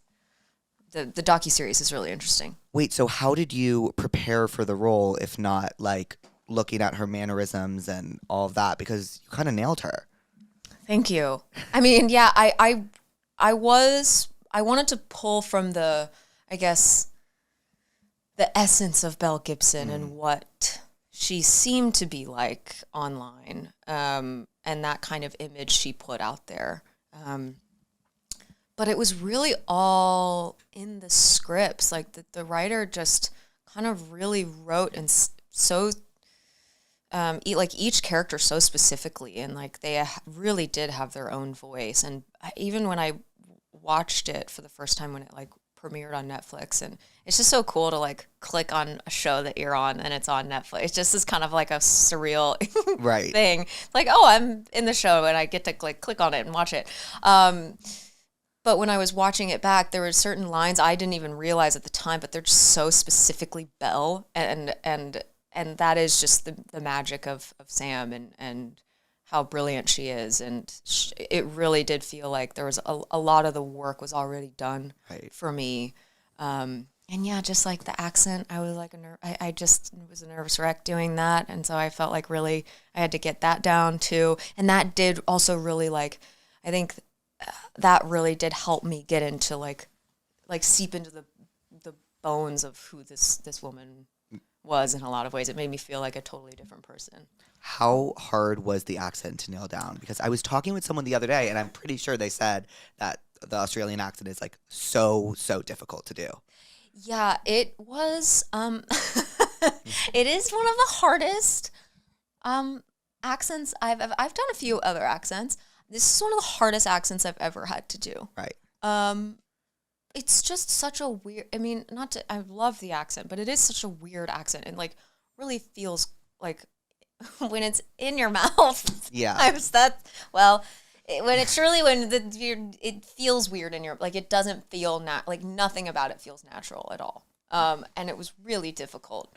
How did you like prepare? Like, how did you see a dialect coach? I did see a dialect coach. I have to mention her name. Her name is Jenny Kent, and I really could not have done it without her. But yeah, we prepped like 3 months before we started shooting, and we just sort of like took it in baby steps, and she sort of taught me the basics of the accent, and then we started going over lines, and she would, read. She's an Australian woman herself, and so she would read a lot of my lines to me, and then like I feel like I also have like I think having a music ear helped me in a lot of ways, but it kind of also was like I was really my biggest bully at the time, just because I was so I would like nitpick every single little sound that would come out of my mouth, and then I would talk to the dialect coach about it. I'm like, are you sure this isn't sounding right? That take was bad. And she's like, no, I don't, and we would just really talk it out each take, and it was really like it was very detailed, which I wanted to be, because I really didn't like, it's such a gigantic accent to take on that I didn't want to disappoint people and the people of Australia. I literally thought you were Australian, so I think you did a good job. Thank you. I was Caitlin Deaver's coming on. My friend was like, she's Australian. And I was like, that makes so much sense because her accent was so good in apple cider vinegar. Like the opposite of Australian. No, you're from Arizona. I'm literally from Arizona. Not Australia. Both start with A's. But was it hard to go in and out of that accent, like from take to like not take? Yeah. I was deciding what I was going to do beforehand. I was like, I've never had to do this kind of accent before. So I really was like, there was no real formula for this, or for me specifically, or I didn't know what was going to be right for me. And I kind of thought about that.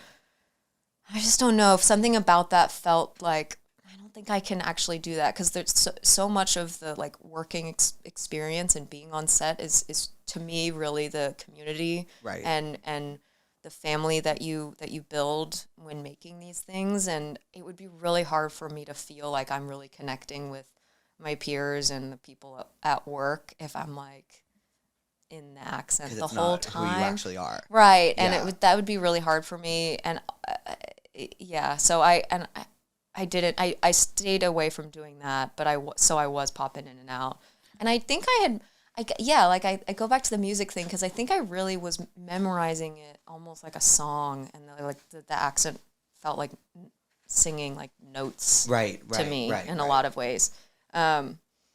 So yeah, but I was going in and out, and that was fun. Like that wasn't too hard. I think it was just like the emotional journey that I had to go on in that show was probably the hardest part from day to day. What was so hard about the emotional journey? It's really just like such a roller coaster. It's she's all over the place, and within a day I was like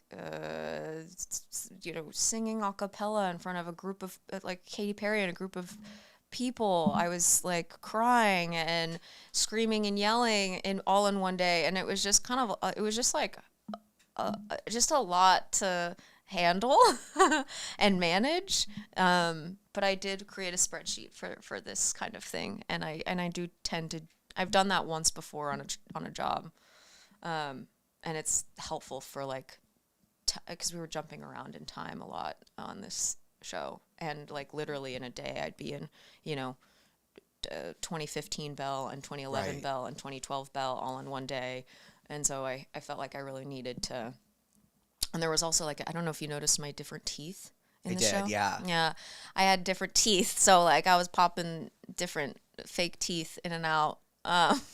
Did she all day long? So, but what the spreadsheet? What does that spreadsheet look like? Like, how does that help you manage? So the spreadsheets. First of all, I did not create that Google Doc. My sister definitely helped me. Yeah, Maddie, thank you so much. I am not, for some reason, out of my like the three of us, I have two sisters, and like I have no skills there. I have no skills in organization. I want to be organized, and I'm organized a little bit up here, but in terms of like laying that down or working it on a computer, that's never going to happen. But like, but you can like memorize lines, I can, and that's about all I can manage. That's about all I can do.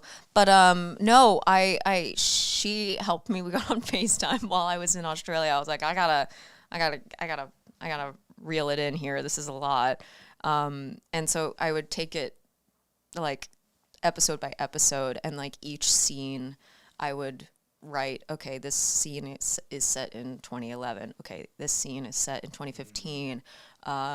She just had her miscarriage. Okay, and then the scene before that, like I would make those sort of notes, and then I would also leave a like an open space for what I actually ended up, because I have a plan for what I'm going to do, but sometimes that plan changes, like, if if the director or writer wants to do something different, or your fellow, scene partner wants to do something different. And so then I would write down what changes were made, just so that I could keep track of where I was and where I should go. It was just a way of like making sure I was like in control of everything. Yeah. No, but it makes sense. Was there like a year specifically in the story that was like the hardest to switch back and forth from? There was Ringworm Bell, where I had to have like ringworm all over my face for a while. I mean, it was all, I think probably like, no, I mean, all of it was relatively like all like challenging. It was like each year was kind of challenging for certain reasons and different reasons. I don't know. I think jumping back, just the nature of jumping back and forth was a tiny bit difficult. But I think it was more about it, like I would take it scene by scene, because sometimes I really think of her as like a chameleon and kind of an actor, honestly. Right. And she would kind of transform herself around different people. And so that's what I really wanted to make sure I was achieving, was just, just how she was really a shapeshifter in many ways around different people to really get what she wanted. You also, like, the roles I've seen you in are all, like, so incredibly different. So, like, I am really, like, speaking of shapeshifting, like, curious to hear about, like, what is your normal prep for a role like? Really? Okay, well, I mean, it definitely changes. It changes a lot. Like, I really, and I think it's important for me to keep it open and to be flexible, because I also think that I tend to mold to whatever the certain director likes to do, whether it's like I work with a director that doesn't like to rehearse, and then I work with another director who does like to rehearse. Did I already say does, or did I say doesn't? Doesn't. And, okay, right. For Booksmart, it felt like the real sort of character work I had to do there was just like getting to know Beanie and living with her and eating pancakes with her and just making sure we were on top of our lines, because Amy really felt like very similar to me in a lot of ways. So it didn't feel like such a jump, and it was really about like the main character of that story is their friendship. Yeah. But yeah, for Dope Sick, that was the other project that I did do a spreadsheet for, because again, that was like the time jumping jump all over the place. That was really, we were doing like scenes from episode 8 and episode 1 all in one day sometimes. Yeah, it was really, and we would like switch, because we'd have different directors for each episode. So like after we'd like have one director before lunch and then have a different director after lunch. Wait, what? Is that how it works in television? Sometimes you like when you're shooting like a show like that, sometimes it does. But like for Apple Cider Vinegar, we had one director for the whole 6 episodes. But yeah, for something like Dope Sick, we had like, 3 different directors for all 8. I think there were 8 episodes. How do you like switch your mindset from? Remind me. I watched Dope Sick when it came out. What was your character's name in it again? Betsy.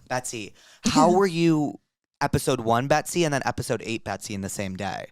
Because as for those who don't know, the character takes a very intense journey throughout the show. It was really bangs, no bangs, really. Right. Yeah. No, it's much darker than that. I think it was, I wanted to keep track of the time, but also the withdrawals that she was going through. So sometimes she was like doing a lot better and she was on the up, and then she'd have a relapse and the withdrawals were really intense again. So I felt like I really needed to keep track of that. And but yeah, a lot of it was like, oh, this is Bang Betsy, and then this is No Bangs Betsy. Yeah. What was it like working with Michael Keaton? I love that. I love him. He's honestly like, he has been and always like just been one of my favorite actors ever. I think he's he's done so much work, but I also feel like we haven't gotten enough of Michael Keaton. Agreed. But I think that like that's why we love him so much. I think he like he does this like amazing movie and then he kind of like tucks away again. And there's something that I feel like, I don't know, I really admire that about him. Did you ever see the movie Jack Frost? Okay, no. And I feel like that's crazy of me because I feel like everybody's seen Jack Frost. Yeah. What's Jack Frost about again? I don't know. He like turns into a snowman. He's like man turned to snowman. Is it a Disney one? I have no idea, honestly. But I just remember having this like image of him as a snowman, and when he turned into a snowman, he still looked like Michael Keaton because they still kept his eyebrows somehow.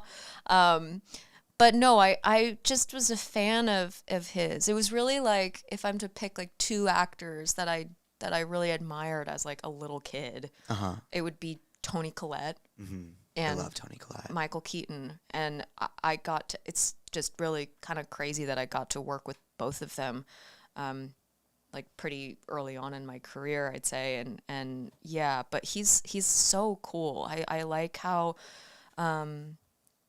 he's really relaxed, and he makes you feel relaxed when you're doing scenes with him. And I don't know, I just really liked his energy, like when we were working and then post the show coming out. I just loved how, like, I don't know, he was honestly, like, he pretty careless about the whole press thing of it all. He really just wanted to be back home and chilling, which I really appreciate. He seems like he's one of the most down to earth people I've like one of the most down to earth actors and people I've ever met. When you like are on a show that has like a more somber, or a movie that has like a more somber tone, like is the like, oh my God, I'm gonna fuck this word up again. What's it? What is it? What is it? I'm with you. Subsequent. Oh. The subsequent. That's a hard one. The subsequent. Good job. Thank you. I said subsequent in front of a really big group of people the other day. That doesn't sound right. And I said it. That sounds a little inappropriate. And I heard Louise go, subsequent. And I was like, and then it was super embarrassing. And then it was on the Hollywood Reporter. And oh no. Well, like me saying subsequent wasn't the headline, but like that was involved in the video. So I said subsequent, but subsequent. We're all just trying. We are trying. I try very hard in a lot of. I don't know why I said that. I'm sorry. I try really hard. I do too. Yes, and you do a really good job at it. And so do you. Thank you. I'm not holding this mic right. How long have you been acting for? Like the first time No, I feel like I've done it a however podcast. you want. What? How long have you been acting for? I have been acting for, oh my God. Wait, I didn't sip this. Yeah, I know. I was about to say, wait, sip it. Okay. Well, I started working. I did my first movie when I was 11. What? And I had been doing I had gotten a lot of commercials like the year prior to that. So I guess I was like 10 when I first started like working. And I started doing acting classes in Texas. So I said I was from Arizona, but I moved to Texas when I was a baby. So I really don't consider Arizona Got my it. hometown in any sort of way, or like where I grew up. Like Dallas, Texas is really kind of where I'm going there next week or this week for my show of my tour for my first. Oh my God! No way. Do you have any recommendations? No, just because I was a child. Totally. And I don't remember a lot. I remember my trampoline. I remember all of the childhood core memories, the snow and all of that. So I don't have any recommendations. Snow? I'm so sorry. It snows there. Oh. Yeah. I did not know that. No one knows that. It's weird. Like, it gets really cold in Texas. There's a real season change. It's because it's so big, Texas. I know. It really isn't. Texas like the size of whatever. You moved to Dallas from Arizona. Well, moved to Texas when I was just under 2. Both my parents were figure skaters. I have to segue into this really quick because I just love their little story. My parents were figure skaters, and then my dad randomly got the job for to be the new voice of Barney the dinosaur. And yeah, it's a little fun fact about my life. No way. Yeah. Was it when Selena and Demi were on? I think he remembers I think he remembers going to like a table read or something with the two of them. It was like so early on that I don't know if he remembers, but I think he's yeah. Yeah. But yeah, and so that's what moved us to, because they do their production out there. Oh. And then I started doing acting classes when I was 9. And was that because you were like, I want to act, or was it just like an afternoon activity that your parents were like? It was really, I had to really beg my parents. Oh, really? I just had like such an urge all the time to like perform and mimic people, and I don't know. I just really, I just had like a fascination with it, and I really wanted to be like Christy Carlson Romano, from Even Stevens, or That's So Raven, or Lizzie McGuire, like those girls. I just wanted to like be on Disney Channel, and I kind of thought that you could just like Be on Disney Channel, but that you can't. That's not how it works. Yeah. I auditioned many times, but what'd you audition for? They didn't let me in. What did I audition for? There was I think honestly, it was I don't even know if I'm allowed to say this, but it was like a show that then Ant Farm was supposed to, like, they took, like, there was a show that they were going to make, and it was the cast of Ant Farm. And then it became Ant Farm. Yes, but it was not Ant Farm when I auditioned for it. It was like a completely different show, and they did the pilot, and it did not get picked up. And then they just took that cast and made a new show. Lore. Oh my God. Yeah. I did I did other after school activities like ballet and dance and soccer, and I did figure skate also. I did compete because of my parents, and I just really didn't enjoy it as much as I enjoyed like performing, like putting on plays with my sisters. My dad literally like built us a little stage. That's really sweet. Yeah. It was really cute, like a tiny, like a really like elaborate, like we had like curtains and everything. No way. Yeah. What plays did you guys put on?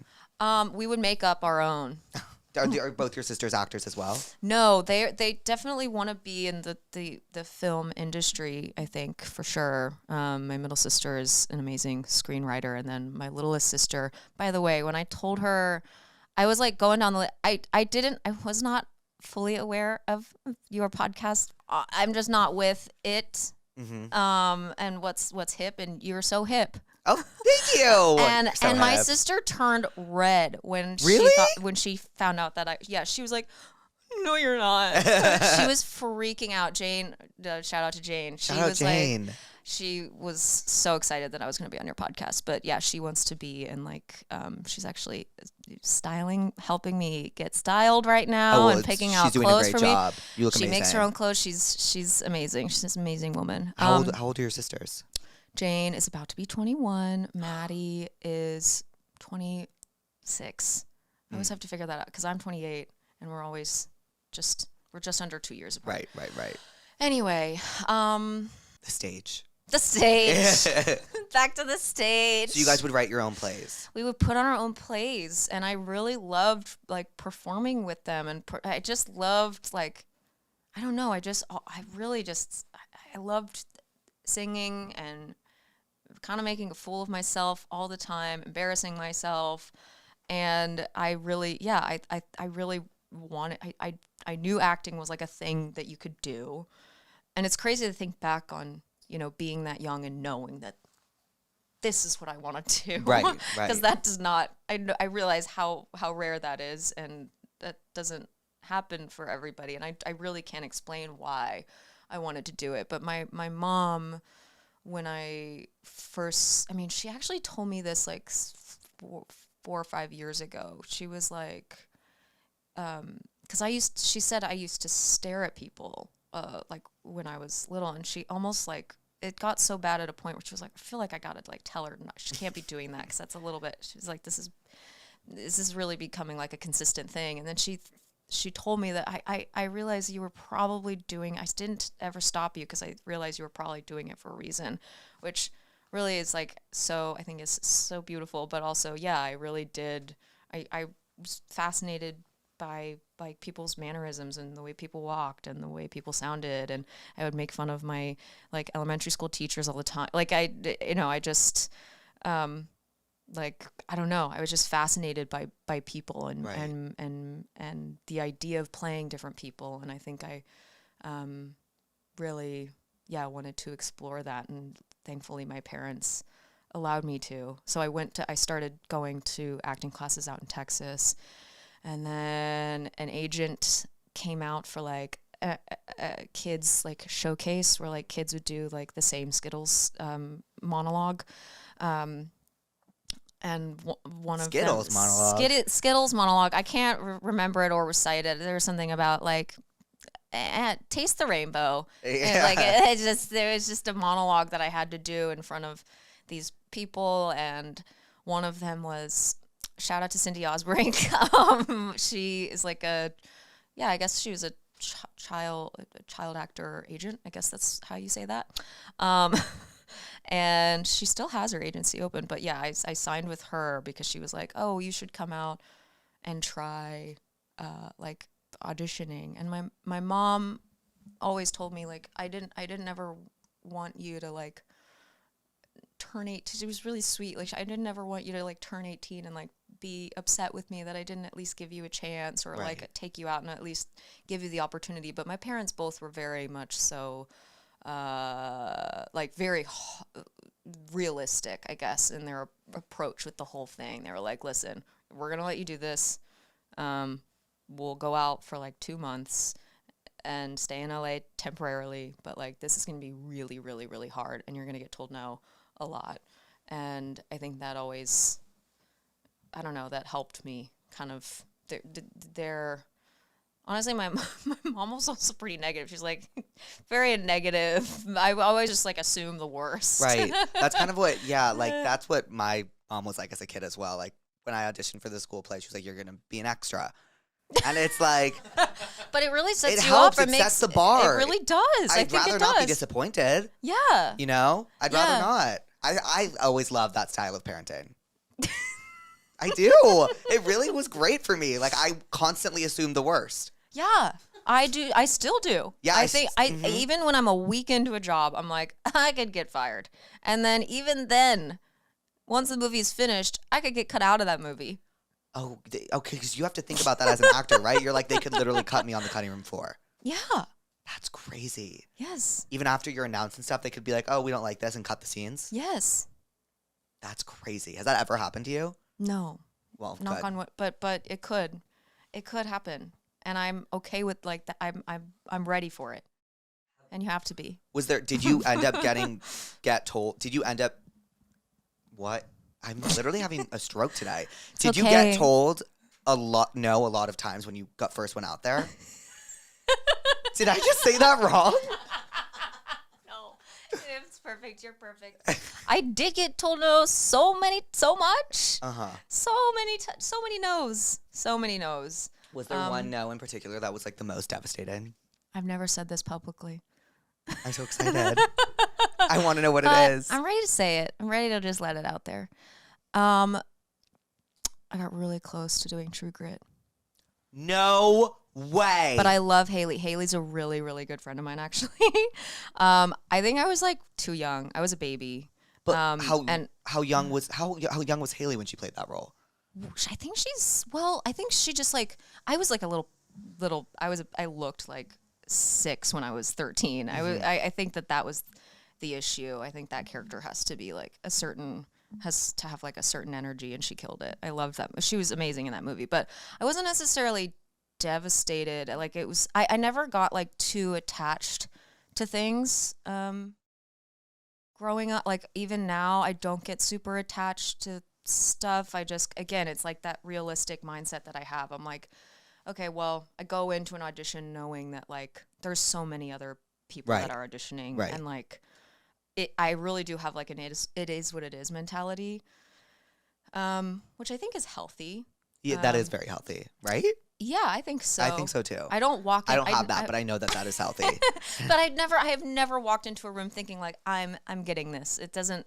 I don't feel like for me that's not like helpful. I just like there are certain things that I did really want, but even when I found out that I didn't get the things that I wanted, I was like, okay, like the person who got it was meant to get it, and I'm okay, like that's okay, and like there's always going to be another thing. So I don't get like too.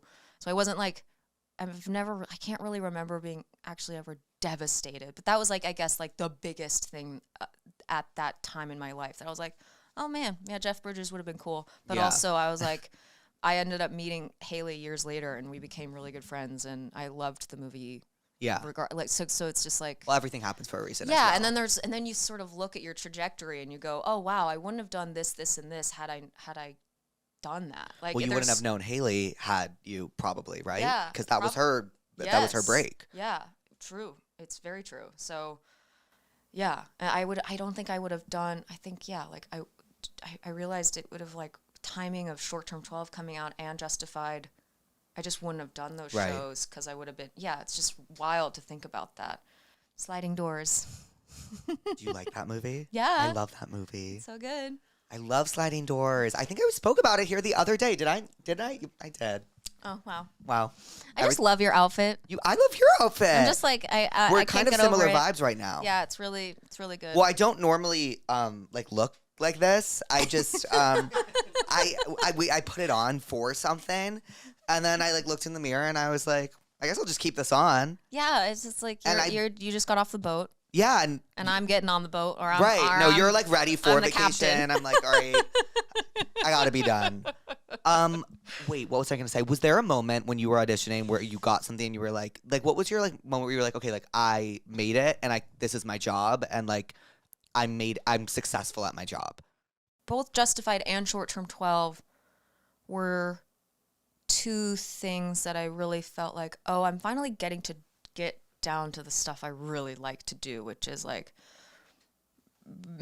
play a person that feels really, really different from me. Mm-hmm. And I think that that's what I always want to do, and I want to continue to do that and seek those kinds of things out, because I think it's honestly like really therapeutic for me as a person. But Justified really felt like a show that I like really enjoyed, and like I also was so like aware of just how I was like 13, 14 when I did the show, or when I started it, and I was really aware of the fact that like I'm like, oh, these are some cool people, right? And like I'm around all these really cool adults, and I'm learning a lot, mm-hmm. And I was sort of like a sponge on that set, just really taking everything in, and getting to like do a scene with Margot Martindale was sort of like just so crazy. And I think I was like not old enough to have seen any of the actors' work necessarily. Mm-hmm. So I was just meeting them as people, and I was just like in awe of all of them. And I was like doing accent work for the first time, and like. I remember the snacks were really good on the show, and like catering was really good, and my dad would come to set with me, and he really liked the catering. It was just like it was really like also just a really wonderful experience, and I felt like, oh wow, I still to this day think it was like Justified and Booksmart and maybe Dope Sick were like my favorite sets that I've ever been on. This episode of Therapuss is brought to you by Booking.com. Booking.yeah! Okay, so as you guys know, I am now... Can you do that again? You peaked the microphone. What does that mean? It means it was just a little too loud. Oh, okay. This episode of Therapuss is brought to you by Booking.com. Booking.yeah! Okay, so... You guys, I am finally home in Los Angeles, but I would not be here if it wasn't for Booking.com. I swear to God. For my last show in Indiana, I know I needed to stay at an airport hotel because our flight was at 7 in the morning. So I went to Booking.com and I looked up hotels near the airport. It was easy. The hotel had a shuttle that could take us to the airport, or we could call a car if we needed it. But regardless, it was literally so close to the airport, and it got me there to my flight early in the morning. Once again, we obviously didn't have the hotel booked until the day before, so we went. I mean, we just don't need to at this rate, because we go on Booking.com, we type in what we need, and there's always something. We type in our criteria, so whether we want a terrace, whether we want a bath, a shower, like what we need, and it will show us exactly what we want. Obviously, you know, for me, walking distance to everything is super important because I don't drive. Booking.com really, really saved us this tour. Like, we would literally show up in a city and be like, where are we staying? oh, booking.com, this is what we need. We want to be close to the venue, or we want to be close to the street with all the restaurants. We want to be able to walk to them, and it would just show us a list of hotels, and we would click one and book it. You can also book vacation rentals. You can book cars if you drive. You really can plan out the perfect trip on booking.com. I really, truly would not have survived tour without it. Find exactly what you're booking for at booking.com. Booking. Yeah! I love online dating, okay? I love online dating and I love Tinder, but okay, We've all been there when we match with someone and it's not like a normal match. It's like, oh my God, like I think I've just matched with the love of my life. Like obviously he's the hottest person ever. I'm freaking out. I don't know what to do. And you actually start to like, it's like you're at a bar. Like you don't know what to say to them. And you ask all your friends and they don't know what to say and everyone's giving you a different answer and you just don't know what to do. Well, Tinder gets it. That's why they dropped the AI-powered feature, the Game, and it drops you into unexpected, flirtatious scenarios to see how you would react. And you essentially talk with this AI like you are speaking to a potential suitor, and you go back and forth with it to practice your answers. You'll face like different flirty situations and drop your best like responses, and the AI will rate your game essentially. And not in a brutal way. This is all about fun, low pressure practice, okay? It's kind of like making out with your pillow to practice how to kiss someone, except you're talking to an AI to practice sliding into someone's message on Tinder. It basically is just giving you a chance to see what works, tweak your approach, and level up your flirting skills, which I definitely need. I'm the worst flirter in the world. And this isn't like just a normal like AI where you're chat and response. Like it's a game. Like it gamifies flirting. So it's like you're playing a game and it makes it more fun and enjoyable. And it gives you like an end goal. Try it now on Tinder and see if you actually got game or need a little help. It starts with a swipe. Download Tinder today. And thank you, Tinder, for sponsoring tonight's episode. Oh my God, that was my question before I couldn't figure out how to say subsequent. When the Subsequent. was Sequent. when the material of the show is so heavy, does that like affect the set around it, or is like do people do like a good job at like kind of separating? I think at certain moments they definitely like you can feel the energy shift, and that is another like powerful thing about making movies and TV is that shift. What when you're actually like making it like in real time, people are like kind of still and respectful and like actually watching the scene play out in real time. I think that's a really cool experience. I don't know. I don't think it really changed the energy on set as a whole necessarily, but on something like that in particular, that job in particular, it was kind of wild to be doing those kinds of scenes, and it is a very like Betsy's storyline is very dark and so heartbreaking and sad. I had a lot of people coming up to me sharing their own stories with addiction and just telling me how grateful they are that this show is being put on a platform like Hulu, and the world like is really gonna see the injustice of this. And I think that was the coolest thing for me as an actor, to sort of have those like real in-person experiences with people I was actually making the show with. Right. It was like, whoa, this is a big deal.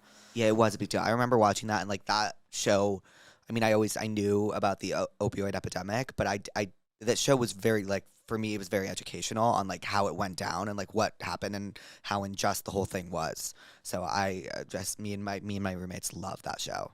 Like we really, I think that came out our 2022, right? Yeah. It was my senior year of college. Oh, wow. Yeah. Are you allowed to talk about this? You're in The Last of Us. Yes, I am. What was that experience like? I loved the first season. It was such a cool experience. It really was.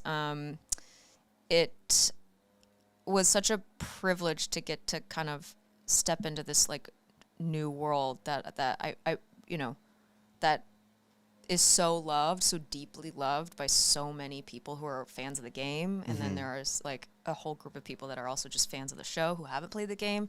So it really is it feels so massive. And that's the first time I've really ever done something like that. And to get to be a part of that is really cool.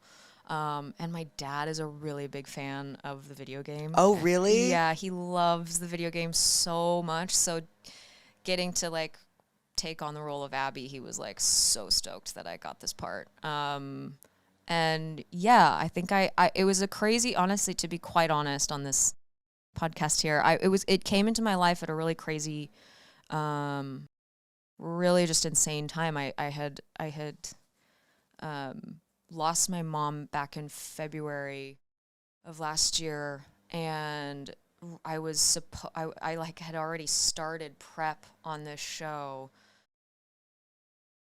before my mom had passed, and then she passed away, and then I had to literally like go and shoot right after, and I was like, it was such a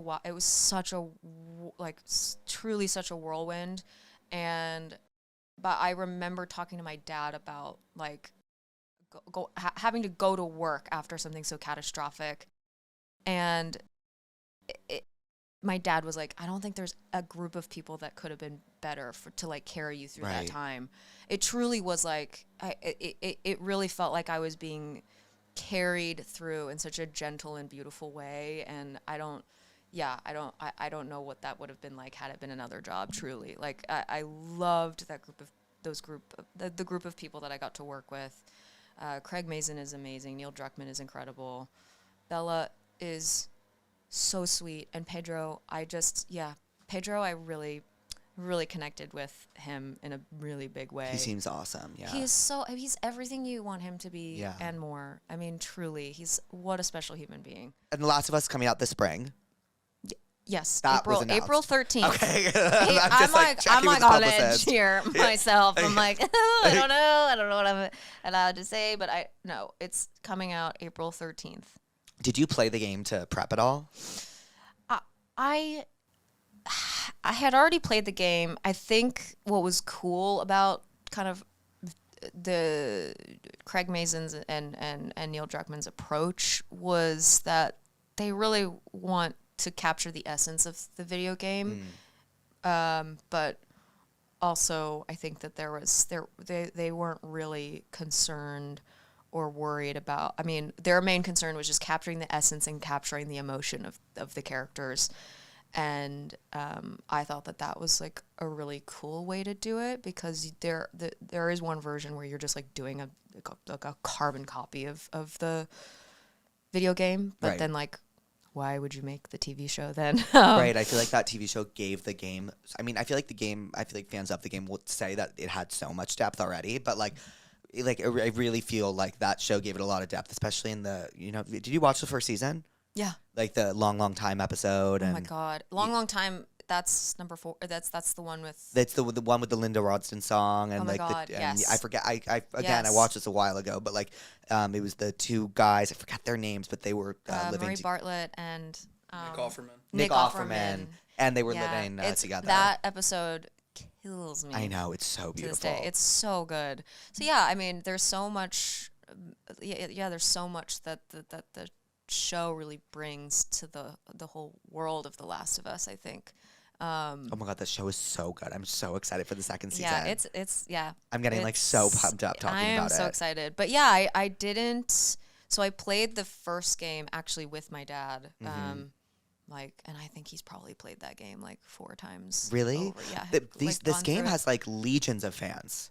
Yeah, I know. It's crazy. Like it really is. That's crazy. why I'm on edge right now, because I don't know. Like it's so everyone is obsessed with it. It's so like cool. Stan Twitter for video games. It really but is. It's such a cool, like, what a cool thing to be a part of. I mean, I sort of still can't believe it, and I'm so grateful that they wanted me to be a part of it. But yeah, I did play the game, but Neil and Craig were kind of also saying like, don't, and they were telling a lot of our other cast members, they were like, don't really, like, we want you to kind of like, here's a photo of the person, but like let's or the video game character, like let's create something organically here, which I think is really cool. And I love what Bella did with their performance, and same with Pedro. Like they really like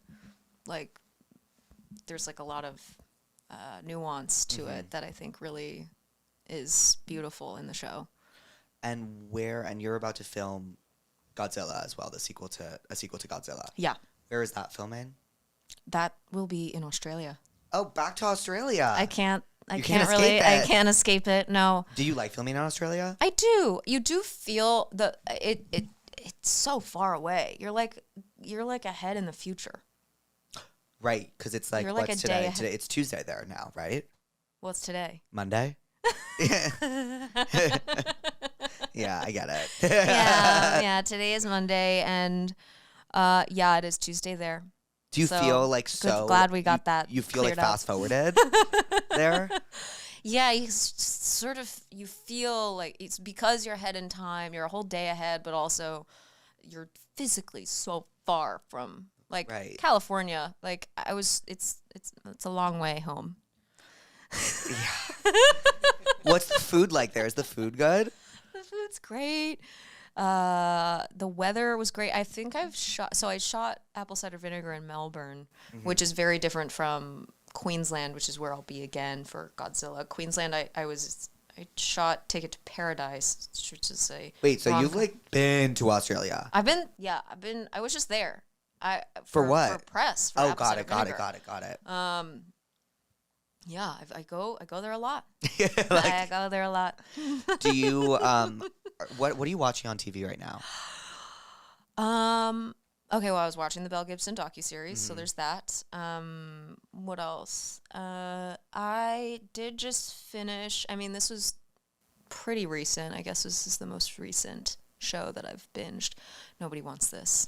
You know, I still haven't seen that. Oh my god! I know, and apparently it's amazing, and everyone loves it so much. It's just such a warm Right. blanket of a show. It's so good. I need to see it. Yeah, it really is the kind of show that you just want to order some spaghetti and just cuddle up, and it's so wonderful. I love the entire cast. It's so good. I feel like for the first time in years, I feel like we're in like this binge culture now, especially with how Netflix rolls out shows and they do it all at once. Yeah.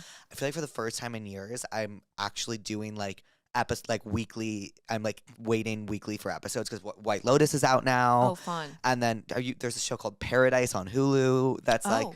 it's very like government thriller dystopian. Ooh, fun. Yeah, I think it's just like it's fun to watch. And then what else is out there right now that I'm also watching? Oh, Severance. Do you watch Severance? I never watched Severance. You have to watch Severance. It really is like that good.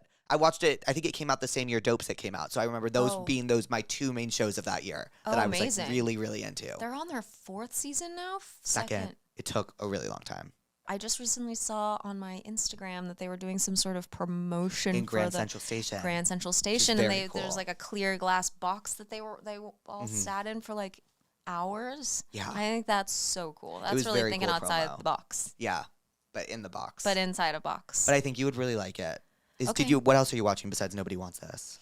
Honestly, like I tend to rewatch, or what I'm finding comforting right now in my life is just to watch things that I know are gonna make me feel comfy. Gilmore Girls. Gilmore Girls.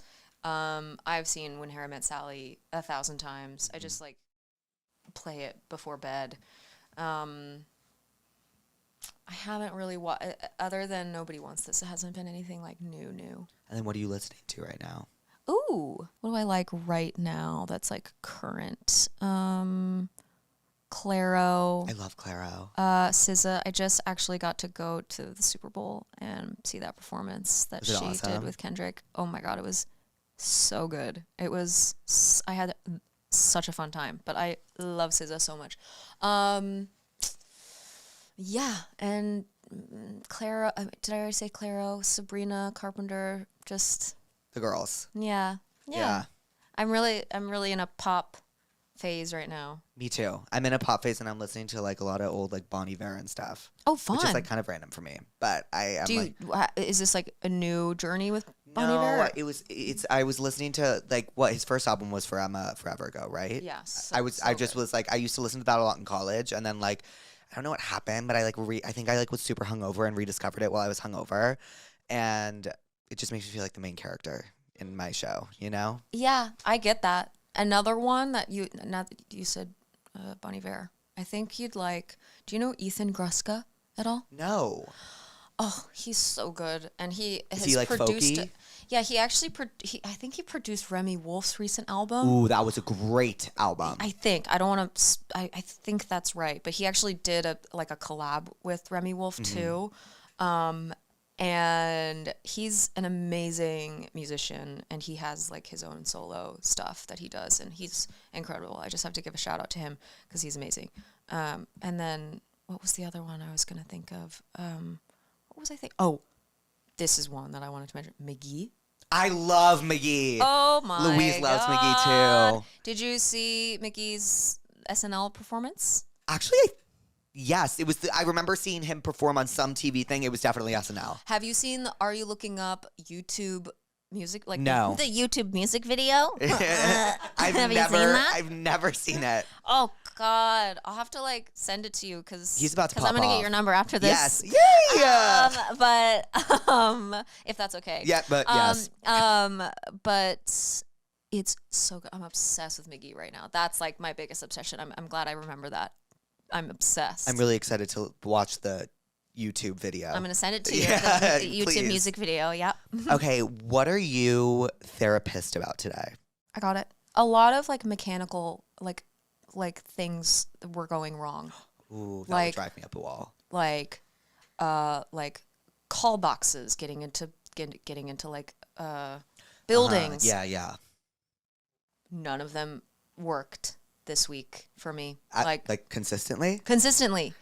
And I feel like it's like I don't know if you're into astrology, but like I think am-ish. like technology when me too. That's Yeah. exactly how I would say Yeah. it. But like when technology starts to like technology has just been not going well this week for me, and that really I was like thinking about like my pet peeves, and my sisters really know this about me. Like when something like a computer doesn't work, or like when the Apple TV doesn't work, or like remote there's like 7 different remotes. No, I'm not kidding. I feel seen. I'm getting like angry. Like when technology doesn't work for me, it makes me so fucking angry. Oh my God. And then like when I'm at my parents' house, like my dad gets like, I'm just like, I get mad at my dad for no reason. Like he doesn't know how, I don't know. It just really makes me irrational and angry. And that happened a lot this week. So I guess I'll say that. Yeah, well, that's a great one. Right. You know, I'm honestly not angry about much today. I feel like I've been in a great mood. Do you disagree? Yeah, it's been great. You've been lovely. Great. I was watching, what was I watching this morning? I was watching the new White Lotus. Do you Oh. watch White Lotus? I saw the first season. I saw the first. I never saw the second. Oh my God, wait. I thought right now is the second season. No, right this now. is the third. Right. I saw both. Oh, you saw both? Because everyone thinks it's so weird that I never saw the second season. I just like gave up on it. But they played the second season's theme song at like the music festival I was at this weekend, and it was so It's such a good theme song. lit. Like Yeah. it was so fun. Was it so lit? It was so Really? awesome. Like it was just like, oh my God, it was the most fun ever. So I guess I'm like pretty therapleased today. Okay. That's amazing. Did your sister tell you about the Tell Me What's Wrongs? No. Okay. So the pussies write in and they tell us what's wrong, and we like prescribe them a remedy. So like that can be anything. Like a show, a song, the McGee YouTube special. Right. Yeah, Okay. like Okay. anything. Gilmore got it. Girls. Okay. My best friend has ADHD, has been overstimulating me so much recently, but when I tell her she is stressing me out, she gets mad. Help. I like don't know how to help you there, honestly. Not to be like,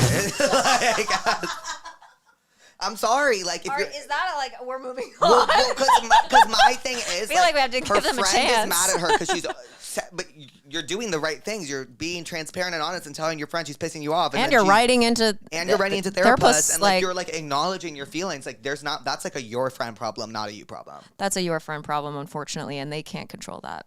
Like There's only so much you can do there. I overstimulate my friends all the time, and they're like, stop, and I'll stop. Or they overstimulate me, and I'll be like, stop, and they stop.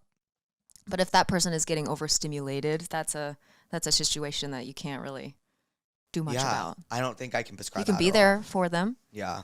Um, No, but you can if they're annoying you.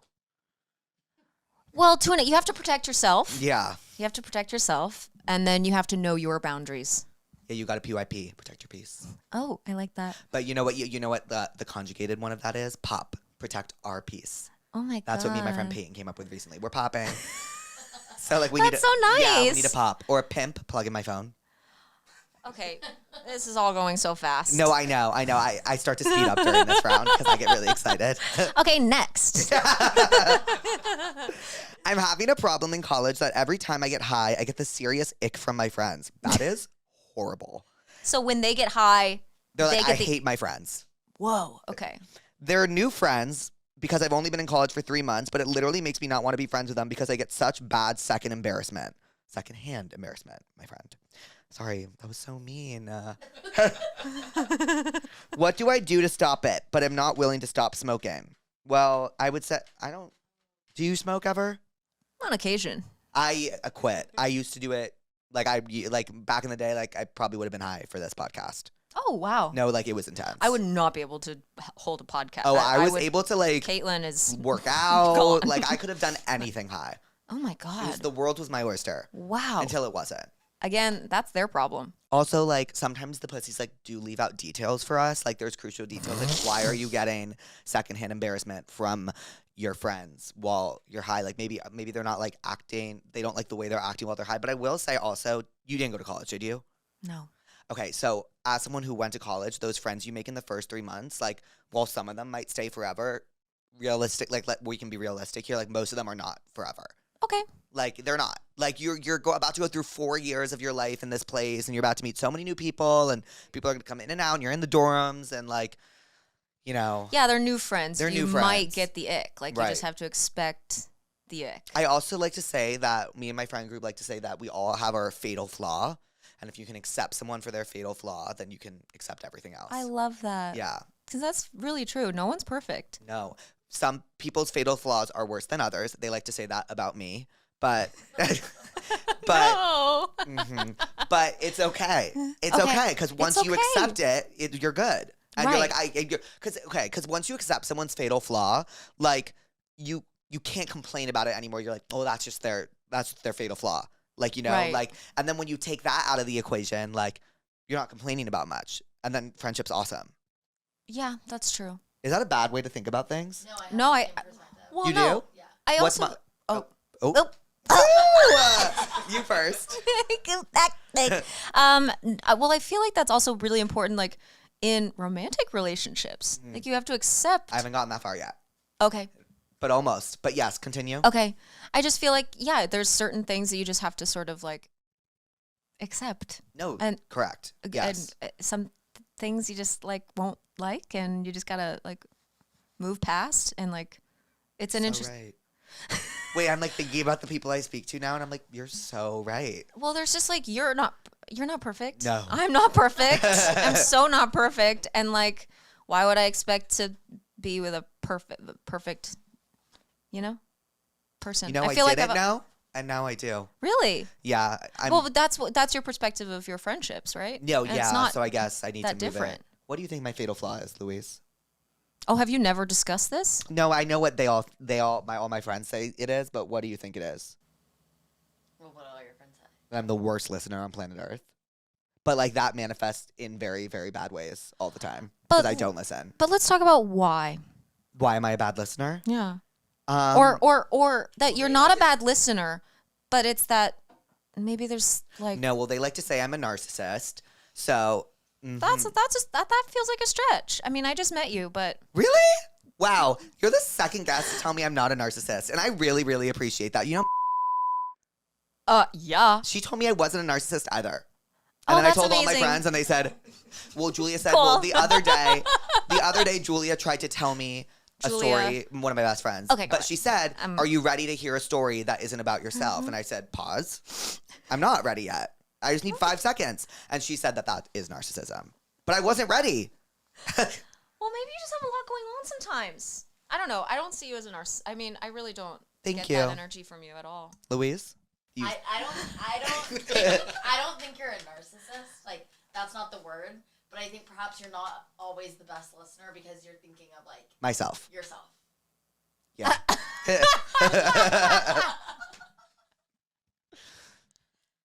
I am always thinking about myself. The guy I was talking to about I can't help it. I can't. I have a friend who cannot for the life of her stop spoiling everything. Like, she doesn't even think about it for a second, and she'll just blurt out what's in the next episode of Severance or Apple Cider Vinegar. And I just want to scream. How do I fix this? Okay, that's a little bit inconsiderate. That's narcissism. Well, is it? I don't know. Sometimes I like to throw out words. Like, that's gaslighting. that is. Oh, but the thing is, I believed you. I was like, is it? I feel like gaslighting is a big You know one what? that people. It's a big word, and like I didn't take it seriously until it started happening to me, and I was like, wait, I'm literally so gaslit right now. Okay. Have you ever been gaslit? Yeah. It's the most infuriating feeling in the entire world. Yeah, it's so annoying. So defeating. Yeah, it really is. But for your friend that's spoiling the shows, I Yeah. just would no longer tell her what you're watching. This person has to say, like, listen, this is why I can't tell you I'm not going to tell you what I'm watching anymore. And that person can decide if they're going to stop spoiling. And meanwhile, that person is POP, PIP, PYP. PYP. PTP. Protecting their peace. Yeah, they're doing that. What is the biggest spoil you've ever gotten for a show? Because I remember mine. Gossip Girl. They told you who Gossip Girl was? Yeah, my freaking sisters. That's evil. They didn't mean to. It was That not on ruins purpose. the entire show. That like actively ruined the entire show. Yeah. What season were you on? I was on like 3 or 4. No, that's diabolical. That's diabolical. One time what did someone spoil for me? Oh, I think it was like the end of season 3 of Succession, or like, yeah, I know, Nolan, I know.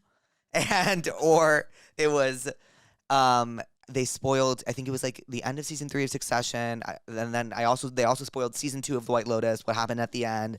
And then they also spoiled, this isn't all the same person, by the way. Oh, I was And like, then Jesus, this person's really spoiling everything. And then I was also spoiled have you seen the OC?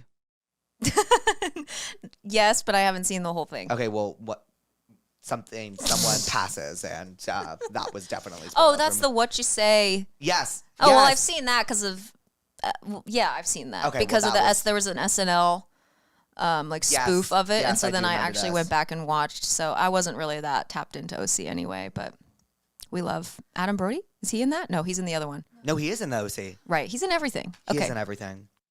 I literally have the palate of a 5-year-old boy. I'm trying to go on dates with these men, but every time we go to a nice restaurant, I want to throw up. How do I culture myself? I actually have the best advice for this. I hated olives. Like, olives were my number one enemy. Like, the sight of them made me want to throw up, like a gag. Like,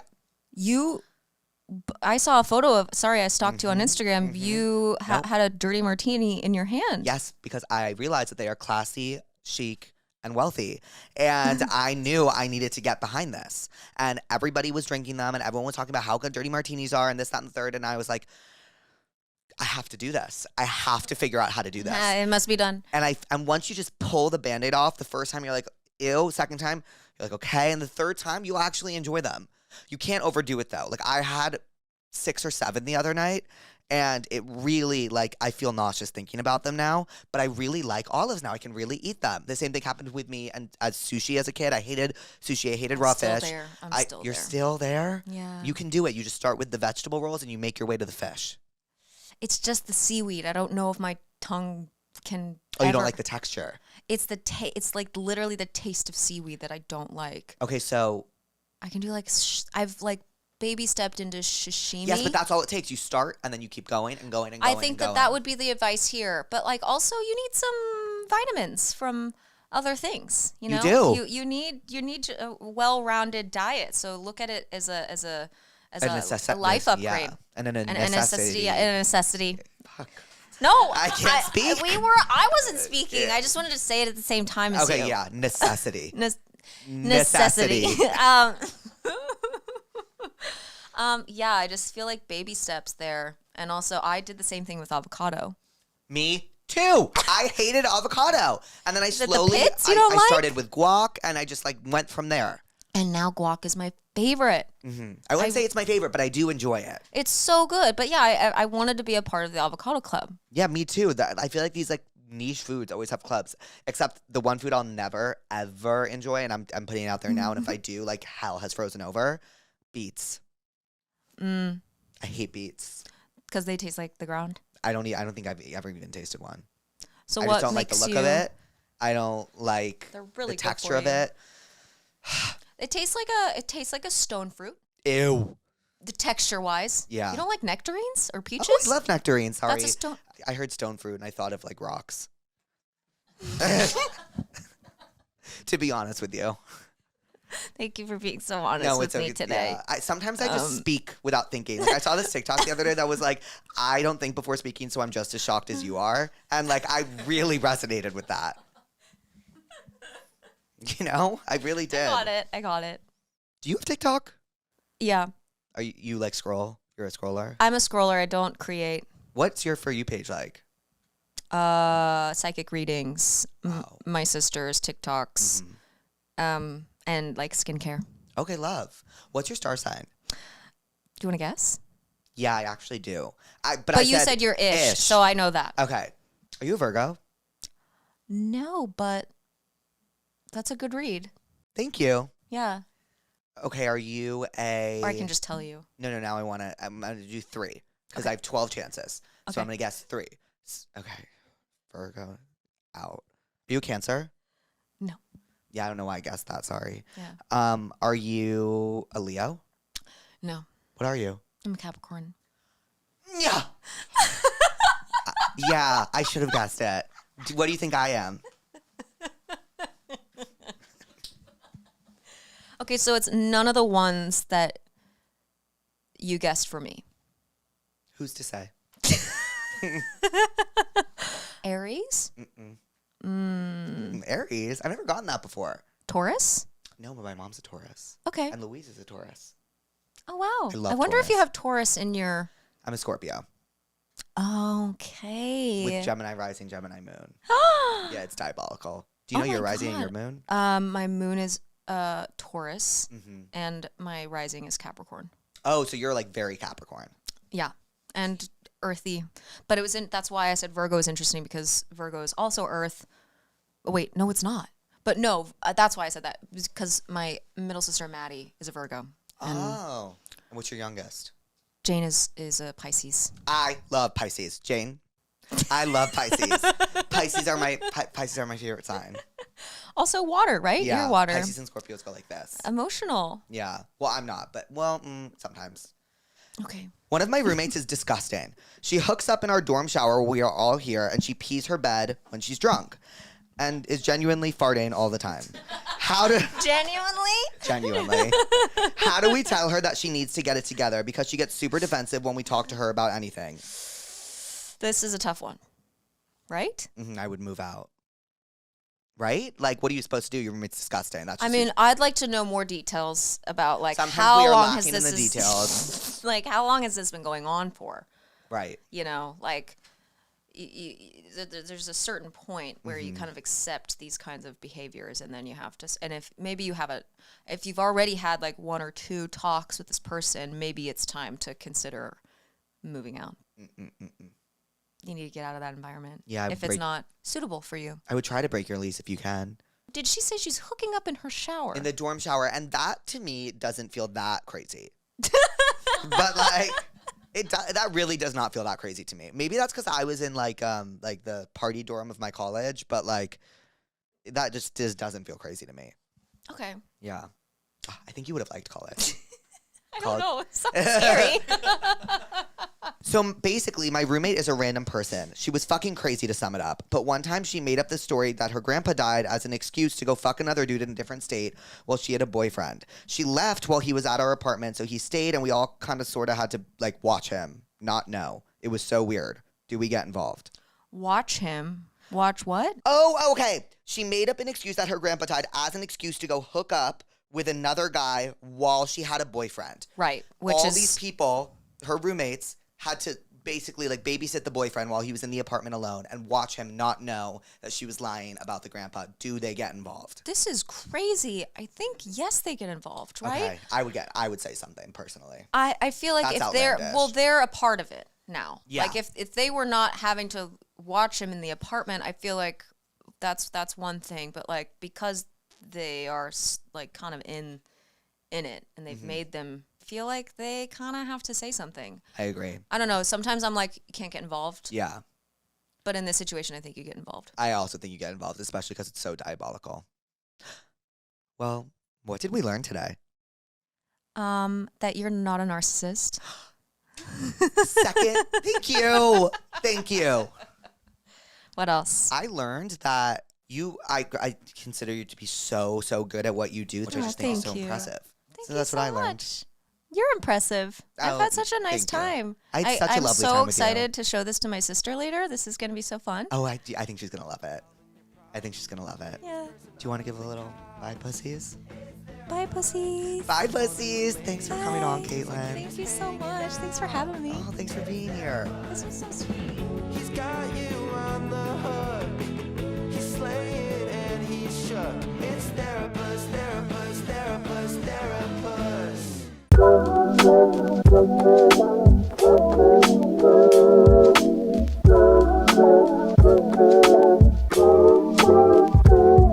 Hi, pussies. Welcome back to Therapuss. Tonight, we have on Audrey Hobart, who just released my favorite debut album of the year so far, Who's the Clown? I saw someone on TikTok say this, but it was like, it's everything you think and don't say out loud.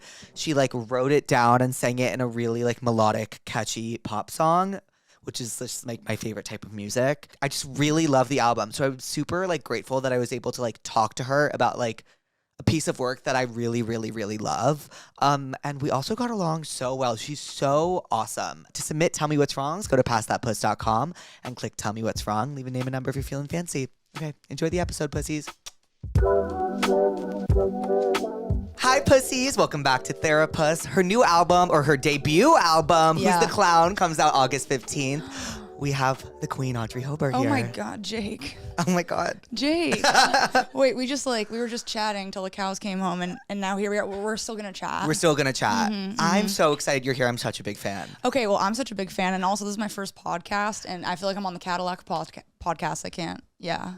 What? The Cadillac of podcasts. You have the Cadillac of podcasts. Thank you so much. Yes. No, Thank you do. And you know it.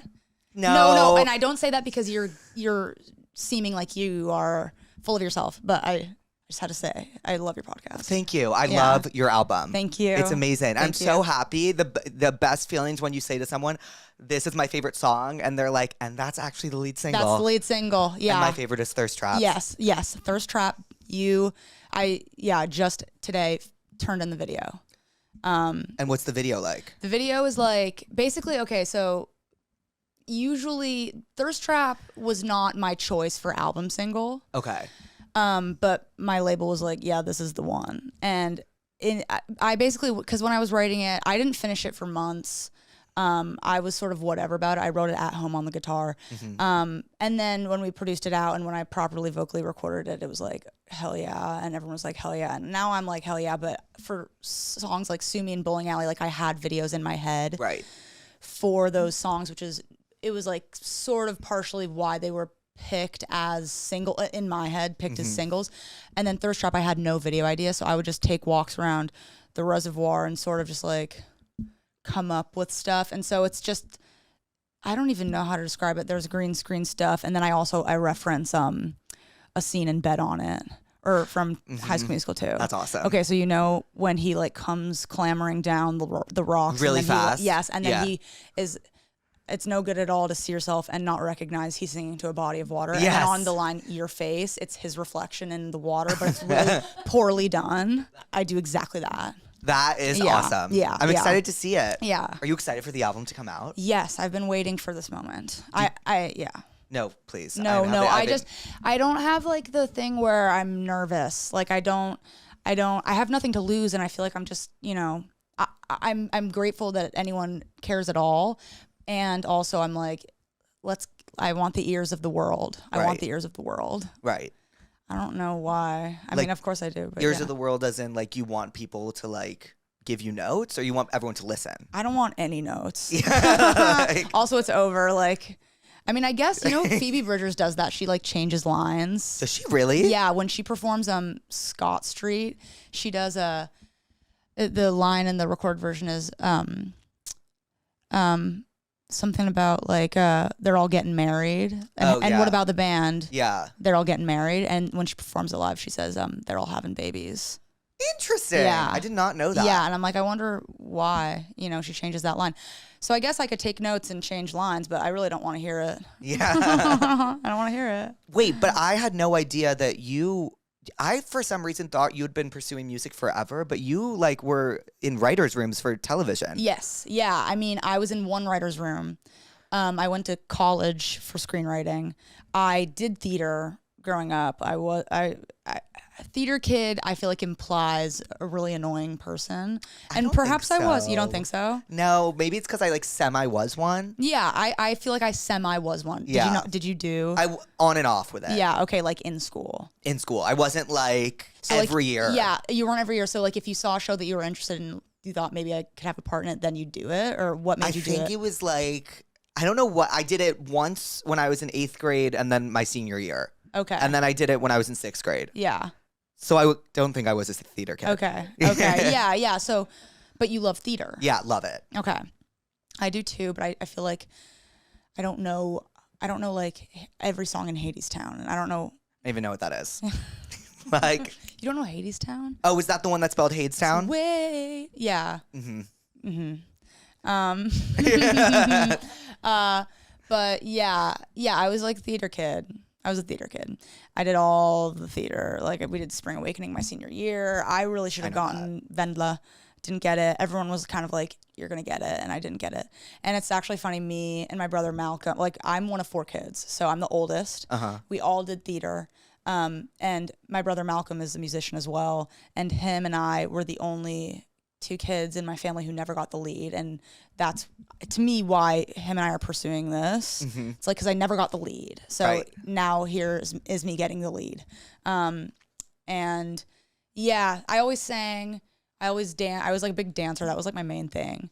But then in high school, I sort of was like getting into movies, getting into TV. I wrote a lot in my free time, and I identified as somebody who was a writer and behind the scenes because I just, in my head, was like, it is so chic to not want to be in front of the camera or the lead. It's like, so I applied to NYU, got in, went for screenwriting, loved it. COVID happened my junior year. Halfway through, like directly after my 21st birthday party, which was like the greatest night of my life, everybody came to the party. Everyone showed up for me. And then world shut down. I brought home a duffel because I thought it was spring break. I mean, we've all been there. And then, I did COVID and then started working at a restaurant. And then what restaurant? Jelena. No way! Yeah, Jelena. That used to be my favorite restaurant. Okay, wait, you don't go anymore? Well, I used to go like when I was a kid with my parents all the time. Oh wait, you grew up here? No, but I would spend all my summers here. Like I would do you know the Camp Fitness by the Sea? Bitch, I went to Fitness by the Sea. What? Yeah. What like little thingy were you in? I couldn't remember, but in my head, it's octopus, and that might just be because. Were you an eel with Widget? No. Should I have been? No, but I just that's the vibe I You got. were an eel with Widget, and you remember that? No, I was in. There was the sharks, the eels. Yes. Yes. You know what though I remember about Fitness by the Sea was the counselors to me felt so old. In reality, they're probably 14. Yes. But I remember trying to suss out who had chemistry of the counselors, and I was always just like, I think he likes her, and I think they have a thing, and I think they've probably kissed. And I also remember being like watched when we were in the water and not being able to go past a certain point, and me being like, I want to swim free, like and in the blue rash guard, of course. And I loved Fitness by the Sea. Same, so much. Yes, I must have gone for like 5 years. Yeah, okay. I woke up every morning and I was like, let's go. Do you remember any of the counselors? No. But that was like, I never went to sleepaway camp. But I did day camps like that, like tennis camp, whatever. Yeah, but oh my God, Fitness by the Sea. Right. And then something popped up called Sandy Days. Of course, and that was their main competitor. Yes. And Sandy Days was down the road. Yeah. Yeah, and they did Yellow. Yeah. And it was always like war between them. Yes. And I just remember feeling like Fitness by the Sea was the like main brand, and then Sandy Days was off brand. 100%. Yes. It's like Poppy and Olipop. Yeah. whoa, yeah. You know? Because I've never had Olipop. Same, But never. I've had a lot of Poppy. Oh, so much Poppy. Yeah, orange. But you're always hearing like, well, it's between them. Yeah. But I hear good things about Olipop. Yeah, I don't want to like bar myself off from maybe a brand deal one day. I don't know. But you worked at Jelena. Yeah, worked at Jelena. Did that for 6 to 8 months. Really crazy time because it was masks up. Yeah, and then I took a week vacation, and that 1 week was when the mask mandate was briefly lifted, and everyone at work saw each other for the first time. And then I came back and the mask mandate was back. So it's actually interesting. Like I go back to Jelena and I know some people there, right? But I usually like to go and kind of not be acknowledged by the people I once worked with, but nobody recognizes anybody because we were all in masks. Do you remember when you would like take someone from like the hostess stand to their table and they would have to wear a mask from the hostess stand to the table and then they could take the mask off? Yes. The rules were insane. Oh my God, no. I think once a week I sort of, if I'm in a grocery store or anywhere, I am like, I have a moment of being so grateful that time is over. Right. Like I was on a plane the other day and I was looking around all these faces and I was like, it was miserable. Misery. I remember the first time I flew home, or no, I flew back to LA to live in my college apartment because I was like, I can't be in New York anymore. And the plane upgraded me to first class. I never flown first class before because they had to keep people separate. I couldn't even enjoy it because I had gloves on, a mask on, and a hoodie, and my hands were so sweaty, and I just remember being so miserable in first class. We both flew back. March 13th, I flew to LA from New York, and my mom, the few days prior, was like, get a mask. And I was like, yeah. Mm-hmm. And then I did, like, on the 12th, go try and find a mask, obviously sold out.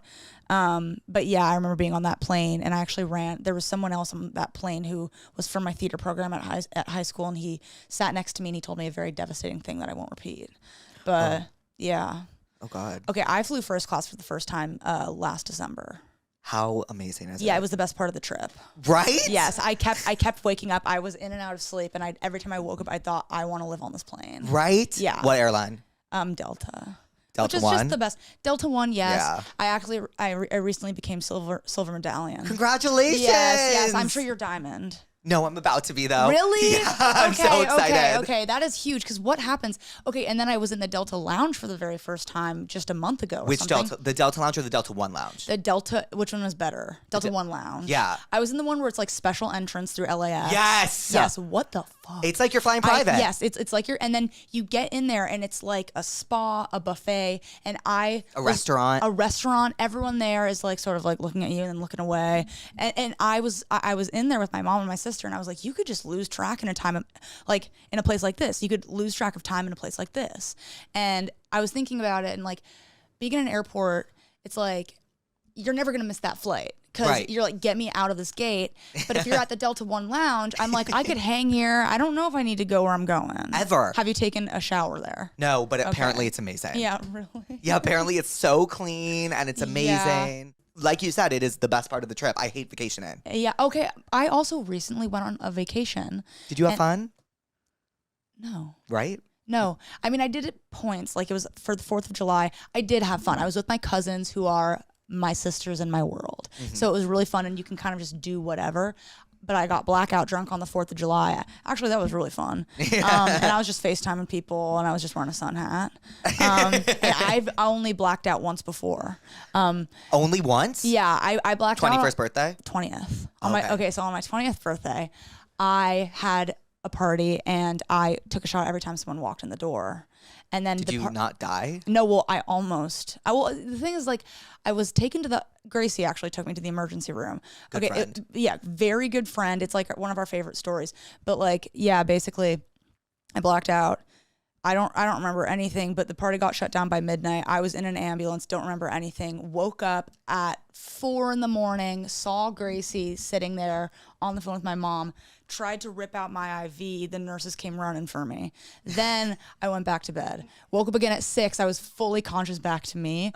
had someone remove the IV, and then her and I walked back to my apartment from the City MD, and then we got in my bed, and it was 6 a.m, like the sun was up, and we were going to bed, and I remember I just played Love Is a Wild Thing by Casey Musgraves, and we went to bed. Best song Yeah, ever. yeah, and I don't know why it was that one, but I was just, I don't know. It's one of our famous stories. Did you have scaries, or were you like, whatever? No, you know what's so funny is my mom was on the phone with Gracie when we got back into my apartment, and my mom was like, Audrey, it's so funny that you got up on the coffee table and took your shirt off and danced. And I started screaming, and she was like, JK. Yeah. Good night, ladies.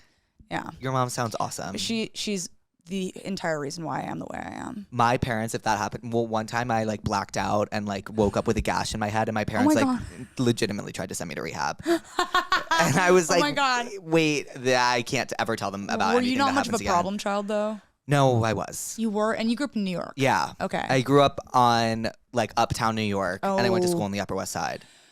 Yeah, okay. I know some kids who grew up in New York City, and I think they're the coolest people.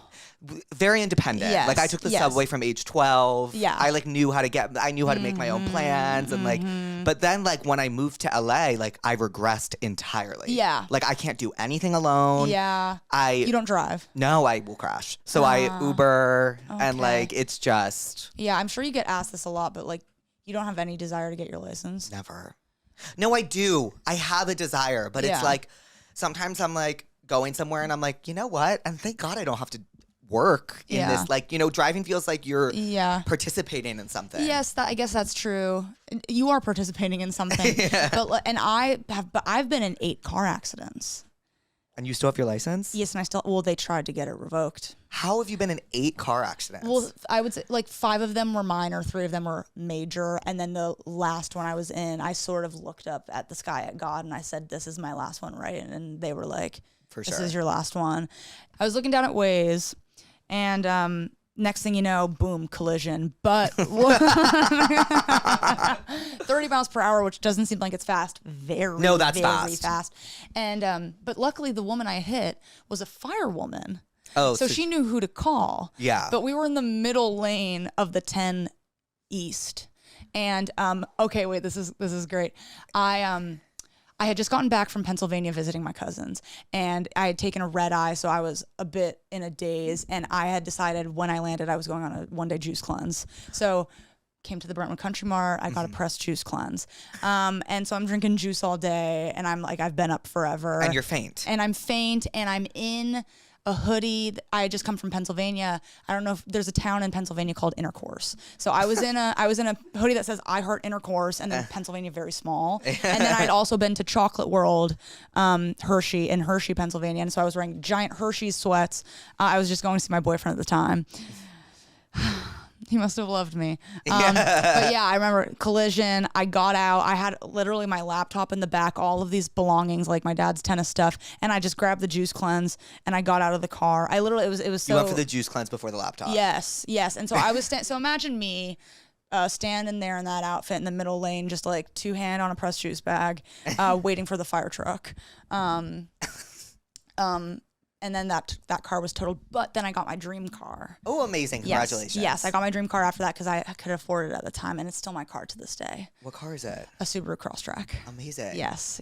Have you ever, oh, you don't drive. No, I don't drive, but my dad only drove in Volvos growing up because he said those were the safest. Yes, and so did the Cullens. Yeah. Yes. The Cullen, are you Yes. a Twihard? No, but I've seen them all, but I'm not like, I don't know everything and I'm not obsessed. Or are there any like trilogy of movies that you like really do claim? 50 Shades. No way. Yeah. Except really it's just the first one. I've never seen any of them. Oh my God, Jake. Are they that good? Yeah. I mean, okay, the first one, I just think that like Dakota Johnson is the most sparkling person on this planet in that movie. And I think she entirely made it the success it was. She is so funny in that movie. And the dialogue is questionable, but the plot is thick. Doesn't she like notoriously hate the movie? Like in press tours, wouldn't she be like, it's bad? Yeah, I feel like she's always like, you're looking in her eye and all of those videos and you're going, what do you really think? Yeah, With yeah. Dakota Johnson. Yeah, but I just adore her. But yeah, I would say 50 Shades is the one I claim. I do like The Hunger Games. I of love The course. Hunger Games. That's the one I claim. Yeah. Okay, what about Ballads of Songbirds and Snakes? No, that's not the new one. That's the one that just came out. Yeah, with- Rachel Zegler. Loved it. Yeah, Loved it was it. so good. Loved it, but it was like I was rooting for the villain, which I didn't want to be doing. The guy. No. Yeah, holy shit. Right? Well, because I'm like, you can't make my issue with villains is like you can't make them hot and then expect me not to root for them. No, exactly. And also like the villain is the part you want to get in the movie. The villain is the part you want to get in the play. Right. It's the most. My mom always said that she was in theater and she played Rizzo in Grease, and I always was like, didn't you want to be Sandy? And she was like, no, Rizzo is like a much more interesting character to play because she's the villain.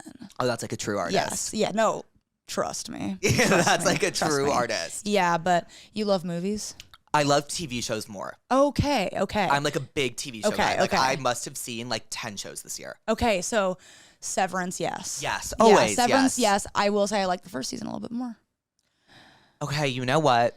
Me too. Yes. Because I thought Cold Harbor, that one off. I was just like, so what is it? Like, do you know what I mean? No, I know. I watched that entire show with Malcolm, and we'd be clutching hands watching it, and it was like build up. There was one episode that really wowed me, but and obviously it's amazing. Right. And like my favorite thing about that show was the last shot of it. In the finale, turned to film. Yeah. Turned to film. So cool. I was just like, this is cool. And I felt cool that I knew it was film. In my mind, though, nothing beats the season 1 finale. To this day, I think it's the greatest finale of all time. She's alive. She's alive. She's and then alive. it cuts. No, I could start crying. Like, I could it's start crying. amazing. It's brilliant. It's fucking brilliant. Brilliant. It's brilliant. And then what else was amazing this year? I've been watching old stuff. So like I watched Okay. The Leftovers for the first time. Okay, I haven't seen that. Well, like what's your type of show? Girls. Okay, that's my favorite show of all time. Yeah, Glee. Glee. Love Glee. Yeah, I know. Who's like your favorite Glee character? Rachel. Me too. Yes, I'm Rachel. I am Rachel. Yes. Everyone in my life says you're Rachel Berry. And I just don't understand why people see a problem with her. Well, I think, yeah. I mean, I'm not going to say. But I think it's, you know what I relate to her about? It's that she, just like even thinking about season 1, it's like she is like, I'm a star. And she is a star. Yes, I'm a star and I'm hot and I'm interesting and nobody here recognizes it in the way that I do. Right. And that is what I relate to. I tried to put a photo of her and Sumi. I wanted basically, and Lee Michelle approved. She approved it the day after we shot it. So I wanted Sumi, the music video, it starts in a bedroom. Right. I wanted a giant like museum framed photo of Rachel Berry, right center. And I wrote a letter to Leah Michelle. I did everything I could. She's lovely. No, I don't care if she's lovely. She's everything to me. Like she is, like literally I mean, even her, like Spring Awakening, everything. I mean, but Rachel fucking Berry. Right? Yes. And Finn was one of my sexual awakenings. Me too. Yes. Me too. Yes. And then what girl are you? Hannah. Yeah, I'm Hannah. Well, if you're Rachel, you're Hannah. Yes. I kind of was Shoshana from, I want to say like 2019 to 2023. And then I was like, wait, no, I'm Hannah. I don't know why I thought it was Shoshana though. I think it was like the innocence thing. I feel the innocence of Shoshana sometimes, but I know I am Hannah. Yes. Because like, also I feel like girls had like the craziest renaissance of all time. Yes. And have you seen her new show? Yeah, amazing. Yeah, I love Meg Stalter so much. I love Meg Stalter. Just her appearance on Colbert. I watched it the other night for fun. Like, holy shit, girl. Yeah, rip it in that way. Like, not like you only get one shot at something like this. I mean, I could have come in a weave today. Yeah. Imagine if I should have been a giant wig. I would be like, oh. Yeah. No, it's not me. I'm just in pants and stripes. Wait, but was Sumi the first song you wrote for the album? No, Sumi was the 5th song I wrote. I wrote Wet Hair first, and then I wrote Chateau, and then I wrote I Like to Touch People, and then I was like, I think I want to do this as a job, and then I wrote Sex in the City, and then I wrote Sumi. Wait, was Chateau based off of like one night you had at the Chateau Marmont? Yes. I gathered that. Yes, it was entirely. It sounds like you like went there, went home, and wrote this song. Yeah, exactly. I mean, it literally was that. I started writing it the next day. I was so hungover in bed, and I picked up my guitar and I wrote that whole thing. Yeah. I went to a Grammys after party. Have you been to one? A Grammys after party? Grammys after party. I think like maybe one. Yeah. But not like a, because you know you have like the record label after parties and then you have the artist after parties. I've never been to an artist after party. Okay, so it was an artist after party, and I went there, and I can have fun at those kinds of things. And maybe because like you find yourself at these industry parties. I have for a long time because Gracie has always been like, girl, we're going. And I'm like, okay, let's go. And I think it's fun. And I love to watch and watch these people live. And I, also because nobody has known who I am and still might not, like I just would just sort of stand there. It's fun to make friends sometimes, but yeah, you're just kind of standing there in this particular Grammys after party. I was, on a little bit of mushrooms, which just like the tiniest bit is perfect and just really awesome. Just sort of, it just brings you right out, which I can manage to do sober as well. But shit, it's a party. Like, let me just do a little something.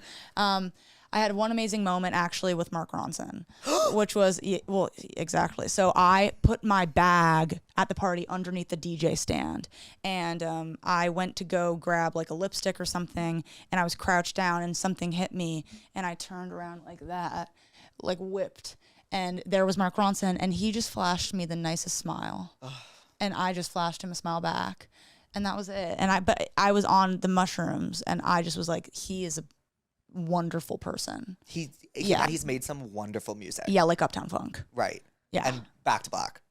Oh yeah, duh. I should have said that.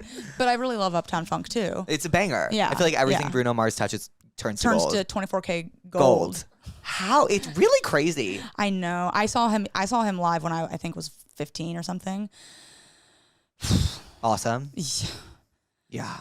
Wait, so when did you start writing music? I started writing music with Gracie. That was my first time writing music. Wow. Yeah. And it was like, kind of heaven sent, like perfect for me because I was a writer, but I'd never tried writing music. Right. And my best friend was like prolific, been doing it for a long time, very good.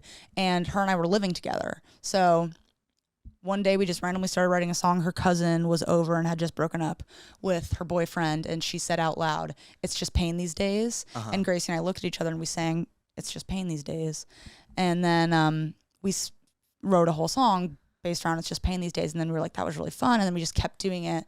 And born were some really fun songs. And the entire time I was just sort of like, this is a fun thing to do with my friend. Right. I'm having a lot of fun. And it was her who was like, hey, you're good at this. Like, let me set you up with let me introduce you to my publisher. Let me introduce you to my lawyer.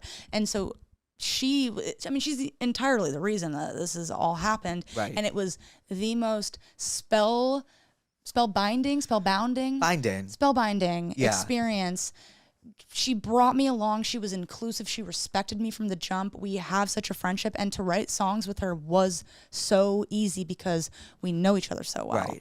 And it was just amazing. But then when the album was done and she went off to tour and promote it, I was like left, breathless. I was like, well, let me take a crack at this. Right. And also I had started to do like songwriting sessions, like classic, go in with people that you don't know, sit down, talk for an hour, go, well, where's the song?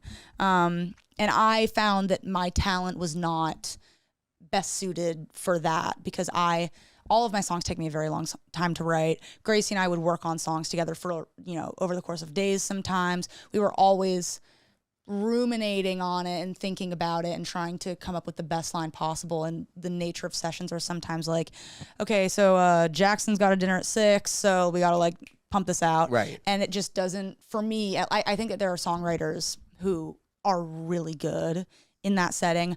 I am not. I need a lot of time to think about it. And I basically like did classic songwriting sessions for 4 months. Knew kind of from the jump that it wasn't for me, but I figured there was something to learn from it, and never felt differently. Like I very seldom left a session feeling like that's a good song, and not because I wasn't with talented people, but because I didn't have 13 hours to wonder if a certain word was perfect or a certain line. Right. And so I started kind of like for shits and gigs writing by myself. Did not think anything of it. I still. Like around the time I signed my publishing deal, the Nickelodeon show I was writing for got canceled. Mm-hmm. So I was lucky in that I was technically employed post show cancellation. And yeah, I just was like, let me just write some songs. I don't know. And I found that doing it by myself was like just different. I love to collaborate, but when it comes to me and my stories, I guess I wanna be writing every word. Right. So I did write every word of the album, except Ricky, who made the entire album with me.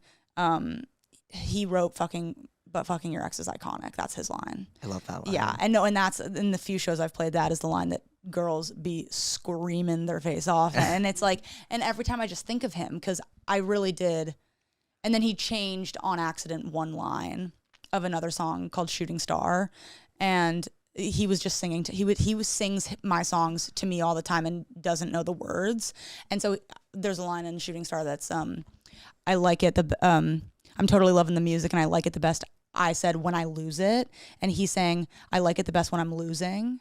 And that song is about basically loving being drunk at the club, but only when you have something to be upset about.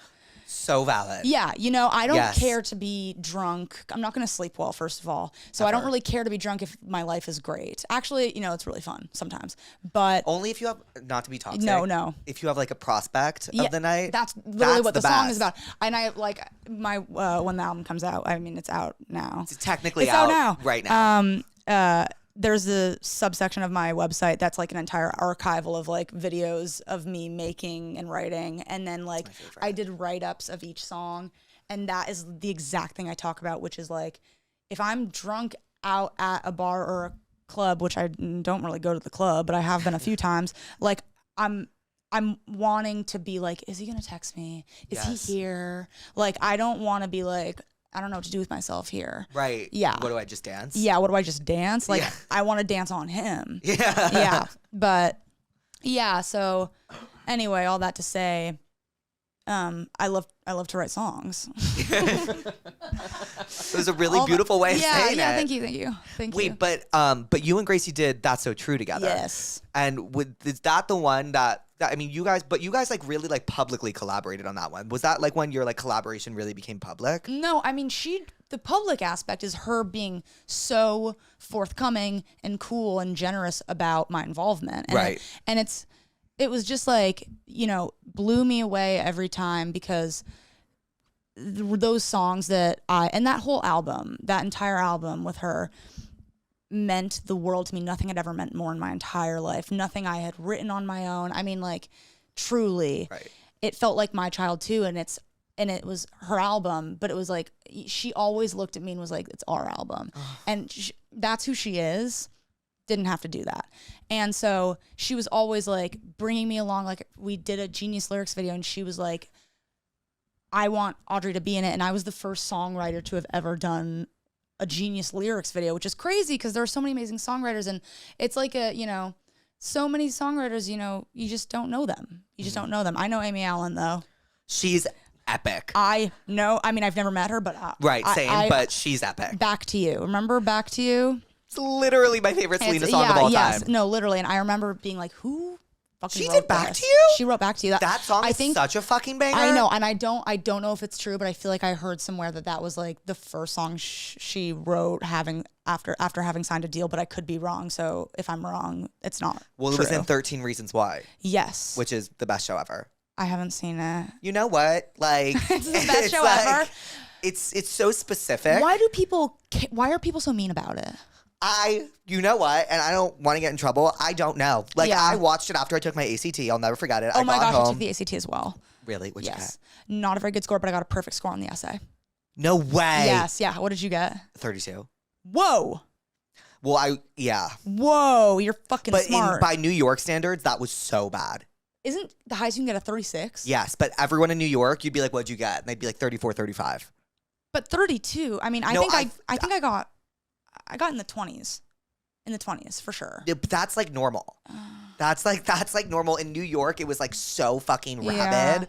I remember I took my test I think it was at Fieldston, if you know where that is. I feel like I know. It's like it's like in the Bronx. And I took my ACT, went home. I was like, oh my God, 13 Reasons Why is out today. Watched the entire show in one day. I was like, so that was the best thing I've ever seen. Then I fell off of it. Then during COVID, I watched all 3 remaining seasons. And I know you're wondering, now how could they make that show into 4 seasons? I thought it was 1 season. Nope, it's 4. And let me tell you, they did it. It's all good. I mean, I was sobbing at the end. Okay. Because I enjoy a shitty show. I enjoy a shitty movie. Right. I like those after movies. The Harry Styles fan fiction. I can't. Movies. You can't. I can't. I tried once and I was like, not for me. It turns me on. It turns me on. It still does. Did you read the fan fiction when it came out? No. But like Yeah. my roommate Peyton, like she always said, she's like, I'm a slut for a Netflix original. And like Yeah. by that, she means like a bad Netflix original. Yes, yeah. I think about like, I don't know why this is coming to my head, but the woman who played Gretchen Wieners. Yeah, what was she in? So she's in a lot of Hallmark movies. It was like a Christmas movie. Yeah, but this isn't the one I'm talking about. She was in a movie called Christian Mingle, and it's about this. It's about this woman who is so like has run all of the other dating apps dry. So she's like, what is left for me but Christian Mingle? But she's like, so she pretends to be a Christian and is on Christian Mingle, and she meets this amazing Christian woman, Christian man, and by the end of the movie, she converts. That's the movie? Not to spoil it, but yeah, it's honestly, all you need to do is watch the trailer because the trailer it's amazing. And it's a Netflix original. No, I think they probably made that movie for $800,000.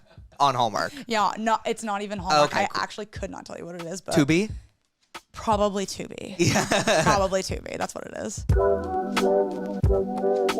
This episode of Therapuss is brought to you by SeatGeek. SeatGeek brings you the best and easiest way to get tickets for any live performance. As you guys know, I love live music. I love live comedy shows. I love plays. I love any live event I get to go to. I am so excited about it. Like, for example, last night, since this is Wednesday, I would have gone to Carly Rae Jepsen's 10-year anniversary of her album Emotion. And I just feel like there's stuff like that you could, and like that feeling of like community that you can only get at like a live show.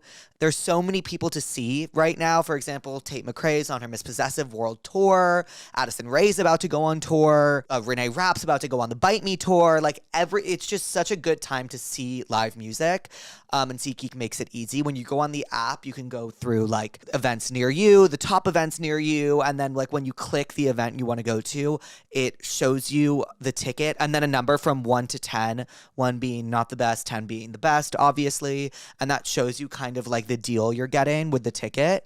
You can use my code Therapuss10 for 10% off your SeatGeek purchase. You can also click the link in the description below to download the SeatGeek app and have the code Therapuss10 automatically applied. But really and truly, like SeatGeek is just the easiest way to go see a live show. And I think, I always say this, but it's true. We really missed them during COVID, and we should be very, very grateful that they're back because we don't know when they could be taken away from us again. And it's summer. Let's go outside. And SeatGeek is the best place to do that. Thank you, SeatGeek, for sponsoring tonight's episode. This episode of Therapuss is brought to you by Booking.com. Yeah!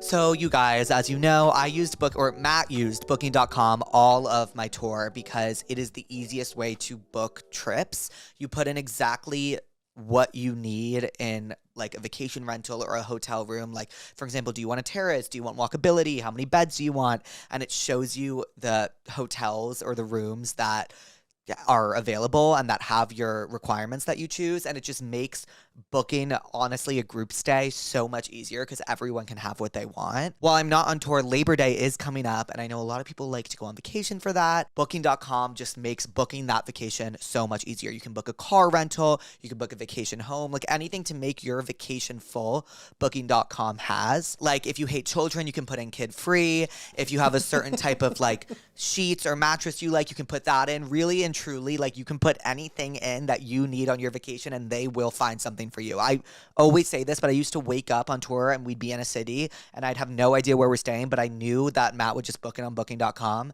and we would have somewhere and there was no reason to worry, and I worry about everything. Find exactly what you're booking for at Booking.com. Booking.yeah! Book today on the site or in the app. Do you watch Summer I Turned Pretty? I watched the first season, electric. I've heard, but people are like, they go Love Island hard for that show. Yeah, Love Island hard because that makes me think of an Instagram reel I saw recently, which is like there was a park viewing, like people were at like a public park watching The Summer I Turned Pretty on a huge screen and screaming. I'm like, is it really that? I guess it is. Have you seen her ring? Not to spoil I did see her ring. Isn't it like lame? It's lame. Lame. It's literally like, it looks like someone picked up a piece of sand. Yeah. Stuck it on like a very thin. Did you see her ring? This very thin band. Okay. And was like, you know what? I need my phone. I need to show you this fucking ring. Okay. Pull up the ring. It is the worst thing I've ever seen. You know what that reminds me though? That reminds me of when Lady Gaga said to her husband, "I'd marry you with a blade of grass." Oh, it's fine. I don't. Best song. Yeah. Best song. Thank you, Manny. I love you. No, but she said that to her husband. She said, they were in a field, like, and also I might be getting this wrong, but they were in a field, and she said he was like, I told you it's $142. Yes, it is the worst ring of all time. And isn't she a child bride? Yes, I think she's in college. I'd give that child bride a rock. But like, I'm Team Conrad. Like, I don't know. I've seen season 1 and I haven't seen the rest. I know I'm Team Conrad. Who isn't Team Conrad? Who the fuck is Team Jeremiah? No, like no slight to that gorgeous actor. Right. Team Conrad, I mean, that guy's just got something. There's a darkness in his eyes that I want to know. Right? But Yes. also, like, Jeremiah, it's like, I don't even watch the show, and I know that it's just like, it's like being Team Jacob. It's like, obviously, you're not going to being Team Jacob. It's like, obviously, you're not going to be Team Jacob. But wasn't there a moment in one of those Twilight movies where you were like, wait, Jacob? Yes, it was when Edward left, and she was like so depressed. And Yeah. it was that montage of her sitting in the room, and all the seasons were passing, and Jacob comes back, and he's so hot, and you're like, wait. Yeah. But you know what Jacob is perfect representation of? How you don't actually want to be with the person who would die for you. Like, don't you think? Damn. Well, because it's not hot. Right, but Jacob like would die for her. Yeah. But that's why they wouldn't. That's why she didn't want him. She wanted Edward Cullen, who could like kind of like live with or without for times. For so long. Yeah. Because he doesn't know what time is. Yeah, he doesn't know what time is. That guy's like 800. It must be. Yeah. Are you a vampire show person? No, I didn't watch the Diaries. I didn't. Diaries are great. Yeah. Okay, that's what I hear. Like, I want the OC. It's not vampires. Never seen it. It's great. It's great. I've heard it's unbelievable. Mm-hmm. Okay, if you like a show like that, do you watch like any Shondaland shows? Shondaland? I don't think so. Okay, well, I'm doing a Scandal rewatch now. Okay, that Scandal was everything to everyone. And you know what? As it should have been. I remember, I wish I had a Twitter at the time because like I remember Twitter just popping off during every episode. Shondaland is like, they don't call it Shondaland for nothing. For nothing. Like you don't have something that's like, this is my land unless you are the greatest of all time at what you do. And she is. She is. How to Get Away with Murder, Scandal, Grey's Anatomy. Like, were you a Grey's Anatomy person? No, I've not. I don't think I've seen a single show of hers. So what have you watched? What do I love? Like Nathan Fielder.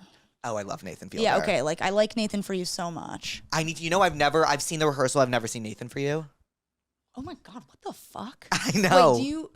People are like, so you either love Nathan For You or you can't watch it. I've seen Dumb Starbucks. Okay. Which I thought was awesome. It's very iconic. It's iconic, but that whole show, it's like, he is my perfect kind of brilliant. And I saw him on the street once, like, I couldn't speak. Like, I don't want to meet him. Really? No. He's honestly kind of hot. Is that like an unpopular opinion? I actually like can't even speak on that. I actually can't. Like, I can't. I don't want to. Right. I cannot. But yeah. Yeah. Right? Mm-hmm. Did you watch the rehearsal? Yeah, I've seen everything he's ever done. Okay, I low-key cried at the first season. Really, really great. What'd you think of the second though? I'm on the last episode. I still haven't finished it. Oh, okay. Because everyone's like, and I'm like, well, there goes that. Yeah, that sucks that people told you. Well, it's because I woke up the next morning and everyone was like, and by the way, yeah, no, that was like the best thing ever was then he revealed that he's been like working towards for a while. I was like, you're awesome. so cool. Like, what am I gonna do like that? So creative. Yeah, so creative, so funny. I love. I like that show How To with John Wilson, which he executive produced. Have you seen that? No, what's that about? You'd like it because it's New York. It's all about New York. It's like basically he pitches it as like planet Earth, something about planet Earth. It's basically he shoots like bizarre things he sees on the street in New York and then strings it together and gives it a story. That's awesome. And like finds himself in the houses of these random people. In one episode, he finds himself at the house of the guy who created the energy drinks Bang. Yeah. That's so random. Yes. And it was like this mansion in Florida and he like finds himself at it. It's really fascinating. I like that show. Girls is my favorite. Girls is the best. Girls is my favorite show. Of all time. Girls is my favorite show. Girls is the reason why I wanted to have rough sex and why I Right? wanted to move to New York. Right? I want Adam. Adam was my sexual awakening. Right? I feel like I've had a few sexual awakenings. Adam was definitely one of them. I was like, wait, am I supposed to think he's hot? And then everyone was like, yeah, you're supposed to think he's hot. Yeah. And yeah. Like I'm still looking for a woodworker. Right? I'm still looking. I don't think I'll What's find the him in point of Los that? Angeles. I was watching an episode of Scandal last night and the president was chopping wood. What's the point? In a hot way. Yeah, Is the but, president like, hot in Scandal? literally the way you feel about Nathan Fielder, that's how I feel about the Tony president? Goldwyn. Yeah. Uh, He makes me sick. He's so hot. Oh my God. Like he makes me sick. I wrote legitimate like fan fiction about him and texted it in my group chat 2 nights ago. That's so funny. That's like the stuff I do with my cousins. Like we are like you. That's so wonderful. You have people in your life like that you're like, I need to like bust out this fan fiction real quick. Send it off. Right? That's what I'm saying. Yeah. I was writing it. They were like, give it more. Yeah, give me more. more. And I was like, honestly, like I felt so encouraged. I was like, maybe I should Wattpad. Okay, but I have tried. Maybe you should. I mean, would you do it under a pseudonym? Of course. Okay. I'd hope you'd tell. I would tell you. Okay, I would tell you. Okay. Because I have written fan fiction as well, but I write up to the point where they're about to actually start having sex, and then I can't bring myself to write it. Oh, okay. Can you write it? I wrote it. So like I literally wrote it. I can't. I like to write all of the lead up and the story, and then I'm like and then they had sex. Right. Yeah. Right. And then we had sex. I think it was because my friends were like laughing, and I was like, oh, and I kept going because I was like, I knew it was hitting. So was it funny then? It was hysterical because God, it was I wanna so. read it. Wait, I'll send it to you. But it's you. It's and literally him. me having sex with the president, not the current one, but it's Not the current one, literally not the me having sex with Fitz. Yeah. Okay. What do you have? I wonder if you've been asked this, and forgive me if you have been, but can you describe your type?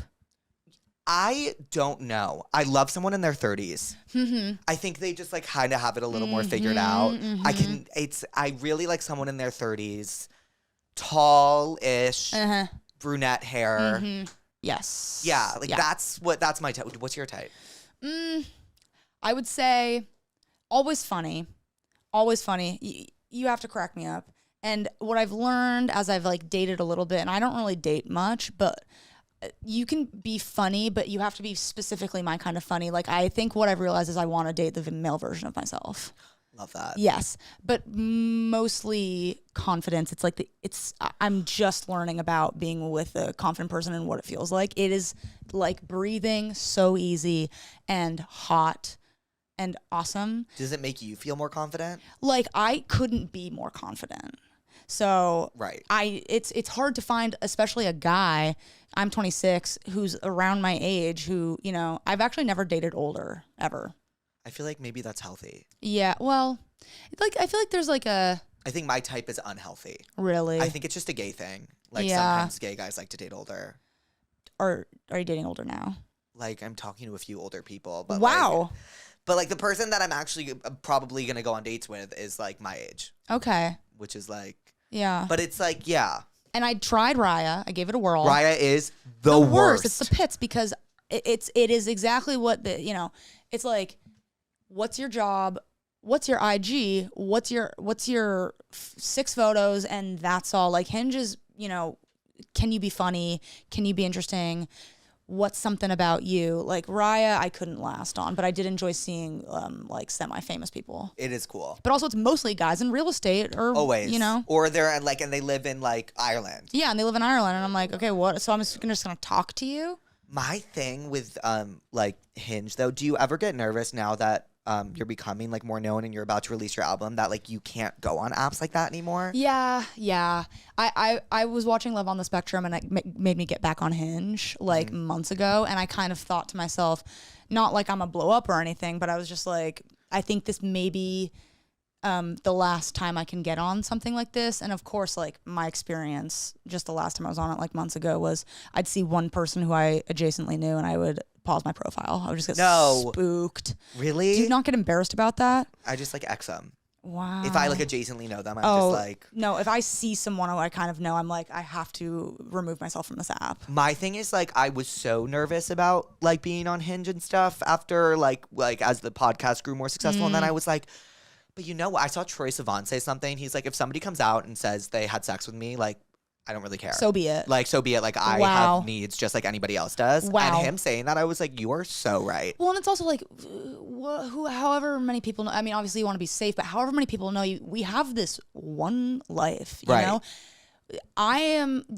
something I've thought about a lot actually is like wanting to remain as true to myself as possible in the face of whatever is supposed to happen to me. Like I always go to CVS and I always look bad, and I don't want to have to worry about wanting to be more presentable just in life in general. Do you have that? Like, No, my God. Yeah, I was yeah. like notoriously like throughout my entire life, like when I used to like upload like videos to YouTube as like 10 years old, like my mom would be like, you should probably brush your hair.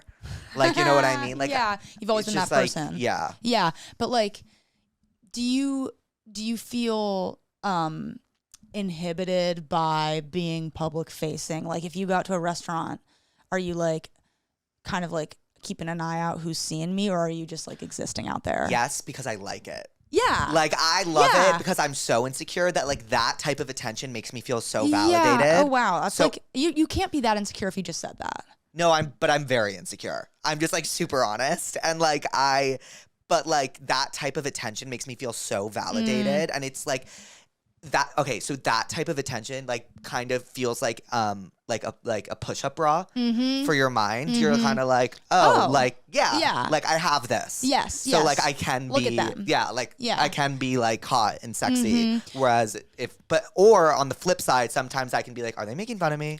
Wow. That is. But do you smoke weed?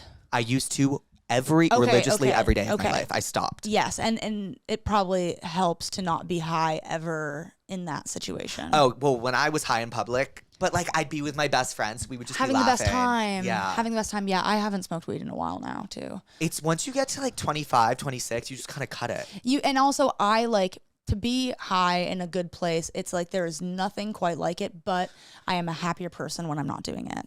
Everyone around me is like, you are a different person. You're much less neurotic, which is like, I still am neurotic, but like I'm much less. And I think it changed my life. Like I wake up Yes. easier. Yes. But I miss it every single day of my life. I miss it very, very, very much. But it's a good time for me to not be doing. I just am far too busy, and the kind of like work that I'm doing now is like be the best version of yourself to the people who work with you Right. and to those who you don't know. And I'm like, yeah, I don't need to be stoned for that. But when I am being creative, I'd like to dabble.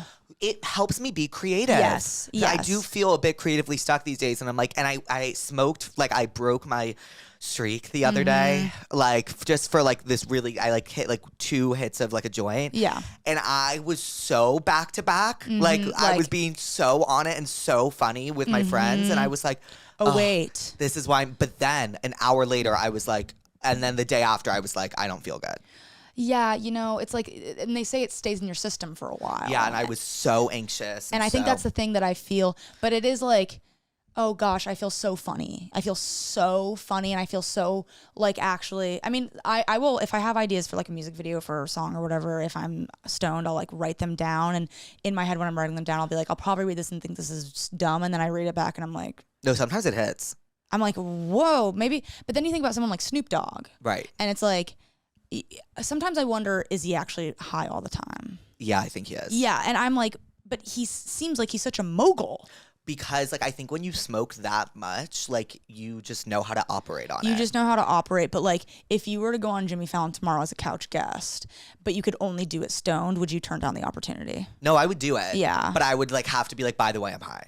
Yeah, and that would probably make everyone giggle. Right. And like yeah. love you. Like I'd have to be like, I'm tweaking. Yeah, I think that is like what is so wonderful about you is you're honestly like just sitting here talking with you, like your honesty. You just say what comes to your head. Like I wonder, obviously there's always a filter, like, but I just I like talking to you. I really like Yeah. talking to you. This is Yeah. one of the most like natural flowing conversations Oh my I've had. gosh. In Well, I feel like we have a so lot in long. common. Yeah, we do. Yeah. I love talking to you. Yeah.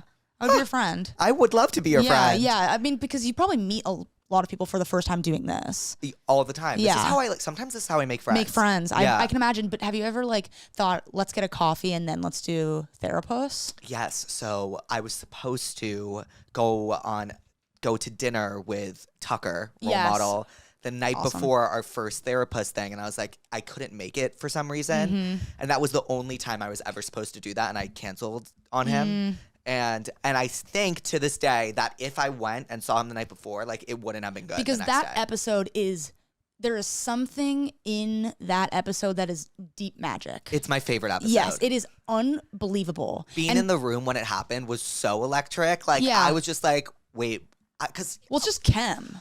because also like when we were texting the day before, he was like so excited, I can't Yeah, wait, da, da, da, yeah. and then he came and was like, and I was like, what? Yeah, but when you guys called cut, was it like, It or was like no. So we called cut and we looked at each other and I said to my best friend Julia, I was like, I can't tell if people are gonna really like that or really really hate it. I mean, but whoa. and it was so good. Yeah, he's a smart dude. Funny. Yeah. He like actively makes me laugh on his Instagram stories All the time. And I like started following him maybe like a month or two ago, and it like I don't know why, because I've got nothing but love for that guy. But like when I click on his Instagram stories and it makes me laugh, I'm like, and then I'm like. It's not competitive, but I am like, why do you Yeah. just make me LOL, dude? Like, Right. I've only met you a handful of times. Like, it's not even like, it's like, Right. And Yeah. that's the best. Laughing you make me alone laugh at your so phone. hard, though. You make me laugh so hard. Me? The way you use Instagram is incredibly inspiring. Thank And you. also, I find it interesting. I don't know if maybe you feel differently, but I feel like no one else has tried to copy you. I don't think people use it because I like literally use it as like a stream of consciousness. No, I know, but I like that it's grid. I like that you're clearly. Are you taking a photo on your camera no, roll on the Instagram app? the app. And that's the magic.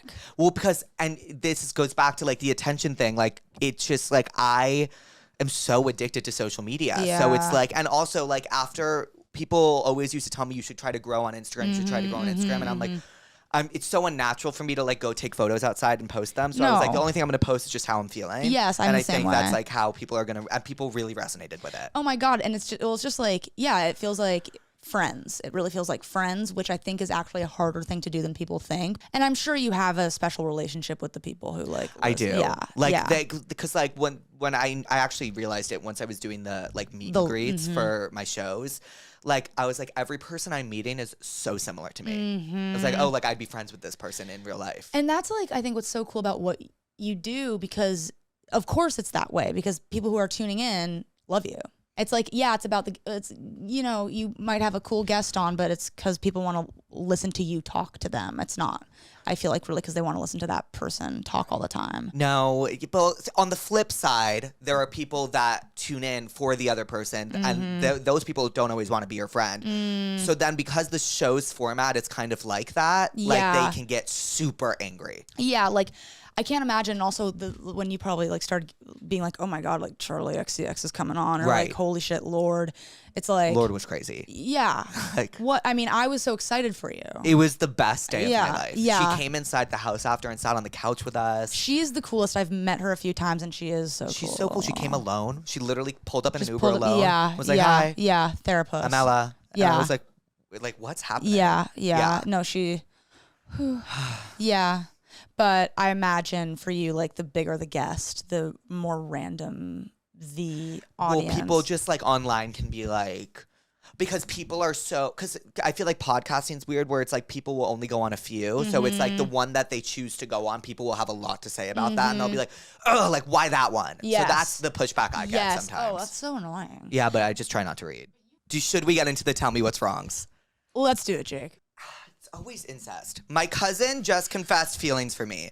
Obviously, I don't feel the same, but genuinely, what do I do in this situation? I'm freaking out. I still haven't told anyone, and I don't know if I should. Help. This is a hard one. Holy shit. And you know what? That's not the first cousin one I've gotten. Yeah, you know what? It's like, look at where we live. Right? You just have to say, I think, like, it's illegal. Yeah, I think I would say, yeah, I don't know if I'd tell someone. No. I think keep it between you two. Right. I would go, I don't feel the same. I'm my really cousin. flattered. I'm really I would kind of like take the cousin element out. I would go, I'm really flattered that you feel that way. I don't feel the same. Our familial relationship is really important to me. Right. And I hope that, this dissipates from you and let's be friends. Right, like maybe you're just lonely. Yeah. I would maybe have someone like lined up, like, I think you should see this person, or like, oh, my friend, Right. And then if it continues on, you can tell your parents, like, hey, like, cousin, whatever, like, he's like hitting on me. Yeah. If they make an advance, if it escalates, I would then involve a parent. But I think just, don't make them feel crazy. But know in your head that it's crazy. Yeah. But just treat it really, really diplomatically. Right. Yeah. I'm in a happy and healthy relationship, and I find myself getting mad at the smallest things possible. It's almost as if it's a trauma response from my last relationship from being super emotionally abusive. I feel so bad because I know he doesn't do things with bad intent, but I take it and I freak out simply because of my past relationship. What should I do? I think you're probably right about the past emotional abuse being a factor, but also you might not like the person you're with if they do small things. I mean, maybe how long have they been together? I don't know. It's like, I feel like when you're with someone for a long time, they can do something really small, but to me, not getting really, really irked at small things means you probably aren't super into them anymore. But also there is the past emotional abuse. I would maybe be alone. I would just break up with everyone. Right. Honestly, that's what I'd do. And just like see how you are alone. Yeah, and see how you are alone. Hi, Jake, and special guest. Hi. So I hate my best friend's boyfriend, and I mean hate. He is so bad for her and is just makes horrible comments and this, that, and the third, but she doesn't see it, and he is trying to push me away so I don't convince her not to be with him. I literally got into a screaming match with him, and she chose his side. I don't know what to do because I love her, but I feel like this is a very toxic relationship, and it's making our relationship toxic too. Okay, this is apt. I have a song on my album about not liking your friend's boyfriend. So listen to the song and maybe you'll feel seen. Then I think it's two things. I think in the situation, you need to I think they're the same thing. Let your friend be in this. And also I would say, I'm not going to be your friend for a little bit. Right. I have done this before. I've been in this situation, and what I did was just say, hey, listen. What I did was say, I can be your friend, but we can't talk about him, and I don't want to see him. And naturally what that does is split you apart. But if he sucks like he seems like he does, they're going to break up and she will come crawling back to you. And hopefully if the friendship is meaningful, you will love her still. But it's like when you have to just let them. Let them. You have to just let them. You have to let them. Mm-hmm. What song is that? Is that Don't Get Back With Your Ex? Don't go back to his ass. Yeah, don't go back to his ass. Yeah. So we prescribe Don't Go Back to His Ass. Yeah, I mean, you prescribe. Yeah, we do. We do. I don't want to seem like I'm tooting my own horn, but yeah, listen to that song. Toot it. Toot it. I want to be a singer so badly, and I know that it's what I'm meant to do. I just can't seem to put myself out there as I have massive stage fright. All I want to do is share my music with the world, but I'm literally my own barrier. What do I do? Oh. Do you get stage fright ever? I haven't been on stage much, but I don't have stage fright. I would say, first of all, be proud of what you've made. Wanting to be a singer, I think, is one thing. Wanting to write songs is another. I think if you've written songs that you're proud of, know that no one will ever hear them unless you put yourself out there. Right. And I think the thing I think about is like being maybe still in high school or like having an Instagram following that's mostly people who know you, and then wanting to switch to like creator or switch to like public figure, and how that must be weird and daunting and embarrassing, because it is. But if you want to do something, no one's going to come knocking at your door. You should come do this. You obviously, it's like one of the first rules of life. I feel like you just got to do it. Right. If you're dead serious, just do it. Right. And like I was talking to Megan Maroney, like I was in Nashville. I've been listening to her on fucking repeat all day. Somebody, yeah. Mm-hmm. Mm-hmm. He has blue eyes. He's got blue eyes. He opens the door door and he don't make me cry. He ain't from where we're from, but he feels like home. Yeah, he's got me doing things that I've never done.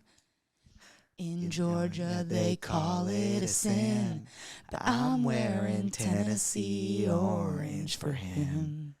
Love her. Love her. But she used to post singing videos like in college, and she was like, so I was in a sorority house, and these girls were nasty to me. She was like, they were nasty, nasty, nasty, nasty. And now they are the same girls who come back and text her and be like, congratulations, like you are killing That's how it. it go. Yeah, just how it goes. It's how it go. Do you be you, post online, still go outside and be you outside as well, but post online.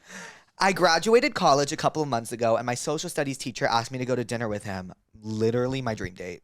TBH, he's really hot and only like 8 years older than me, but I just feel like it's so weird to tell me, so tell me what to do. Okay. It's from Molly. Molly, I'm not going to tell you to go see your old teacher.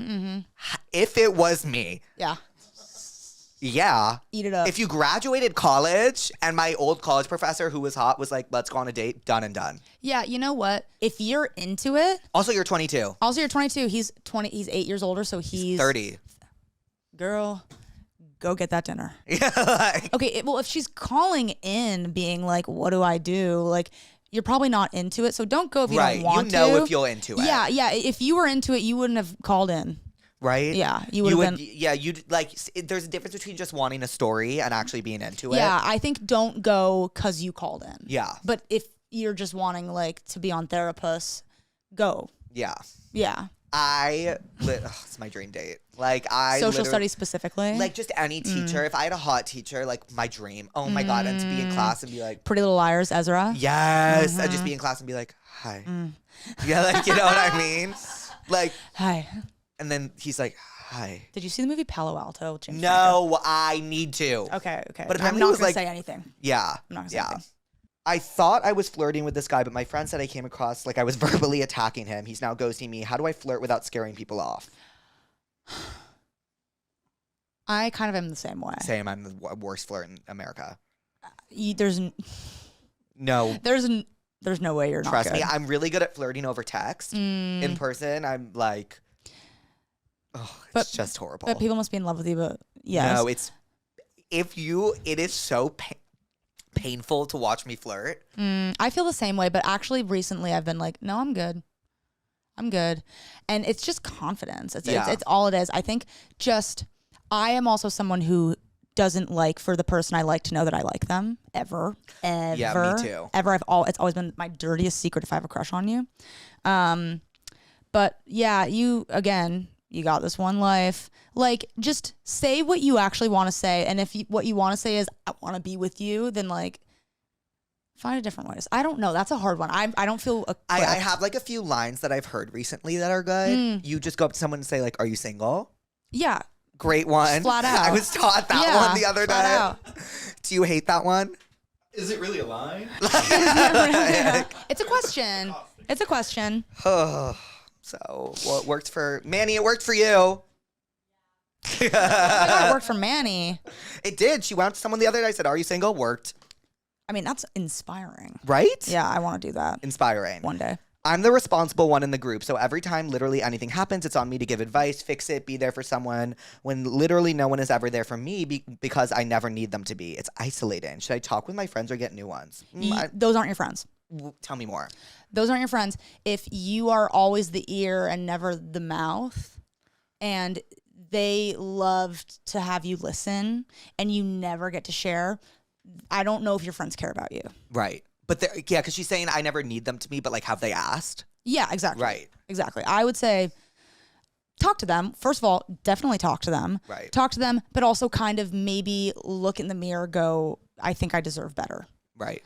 And you might be really good at giving advice, which is a blessing and a curse in this life.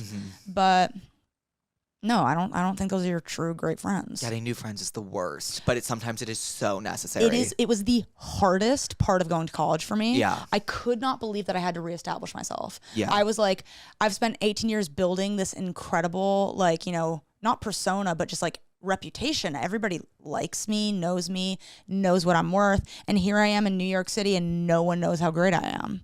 Right. And It's the weirdest I had a really feeling. hard time making friends freshman year. It is. Yeah. It's been so easy, but I feel like you were someone that is so easy to be friends with. Oh, well, thank you. Well, yeah, and that's why I was so like, guys. I was like, guys, I'm great. I'm great. I'm here. Yes, exactly. Did you like going to college in New York? Oh my gosh, I loved NYU. I loved college. Well, so before I let you go, what are you listening to right now? What am I listening to? Besides your own stuff? I really do listen to my own stuff. I have stopped kind of like when I was making it, I was ripping that day and night. Like I've probably heard Sumi 1,700 times. It doesn't get old. It don't. It doesn't get Sometimes old. it'll come on sometimes and I'm like, this is my song. Dare I say instant classic? Oh, stop. Really? Thank I you. heard that and I was like, yeah, Oh, thank you. that's it. Yeah. So I listen to my own stuff. I listen to, I don't know, I have a hard time. I don't honestly listen to a lot of music. I listen to the radio a lot because I don't like to be choosing. Mm-hmm. But old Selena Gomez right now. What? Me too. Really? Yes. Who Says it's been on repeat. Okay, Who Says is my karaoke song? Also, like, Level Remember. Yes. Okay. I don't know that song actually. My God. Okay. I've been listening to Come and Get It. Best one ever. Best. I've been listening to off of Revival. Do you know that song Nobody? Nobody. It's so good. I've been listening to Look at Her Now. Oh, great one. Yeah, that production is like Single Soon's also a underrated banger. That's insane. Back to You. That's insane. You think Single Soon is good? I do. I think it's so good. I love The Wolves. I love Wolves. I love Back to You. I love It Ain't Me with Kygo. Oh, yeah. Banger. Yes. I've been listening, honestly. I had like a spiritual experience the other day listening to her on my walk. I was just like, Right? people make beautiful, great pop, and I want to do that. Right? You do that. Yeah, I mean, I do. Yes, but like just kind of like run of the mill, fucking so digestible. I want to try that. I want to stab at that. She is like, you like forget sometimes. You're like, oh no, she did that. And No. Like and she was that, and she continues to. is that, and did that. I love that recent project with Benny. So good. I love that song. So Sunset good. Boulevard makes me laugh out loud. So good. I think it's brilliant, and I think if you don't understand it, lighten up. It's just a banger Yes. too. Yes. It's a banger. Well, Audrey, what did we learn today? I learned that I really like you. I learned that I can totally do a podcast. And I learned that it does get hot in here. I told you it's gonna get hot in here. Yeah. We need to figure out a way around it. I feel like the audience would love to know that this room is small. Yeah, it is. It's a small room. Yeah, because and when it's I hot. when I tune in, I'm like, the people you're speaking to are all the way back and they're in director's chairs. No, they're right there in dining room, living room chairs. Yeah, but this is a beautiful space and you make it very wonderful, and I understand exactly why you've had all the success you've had. Audrey! Yeah.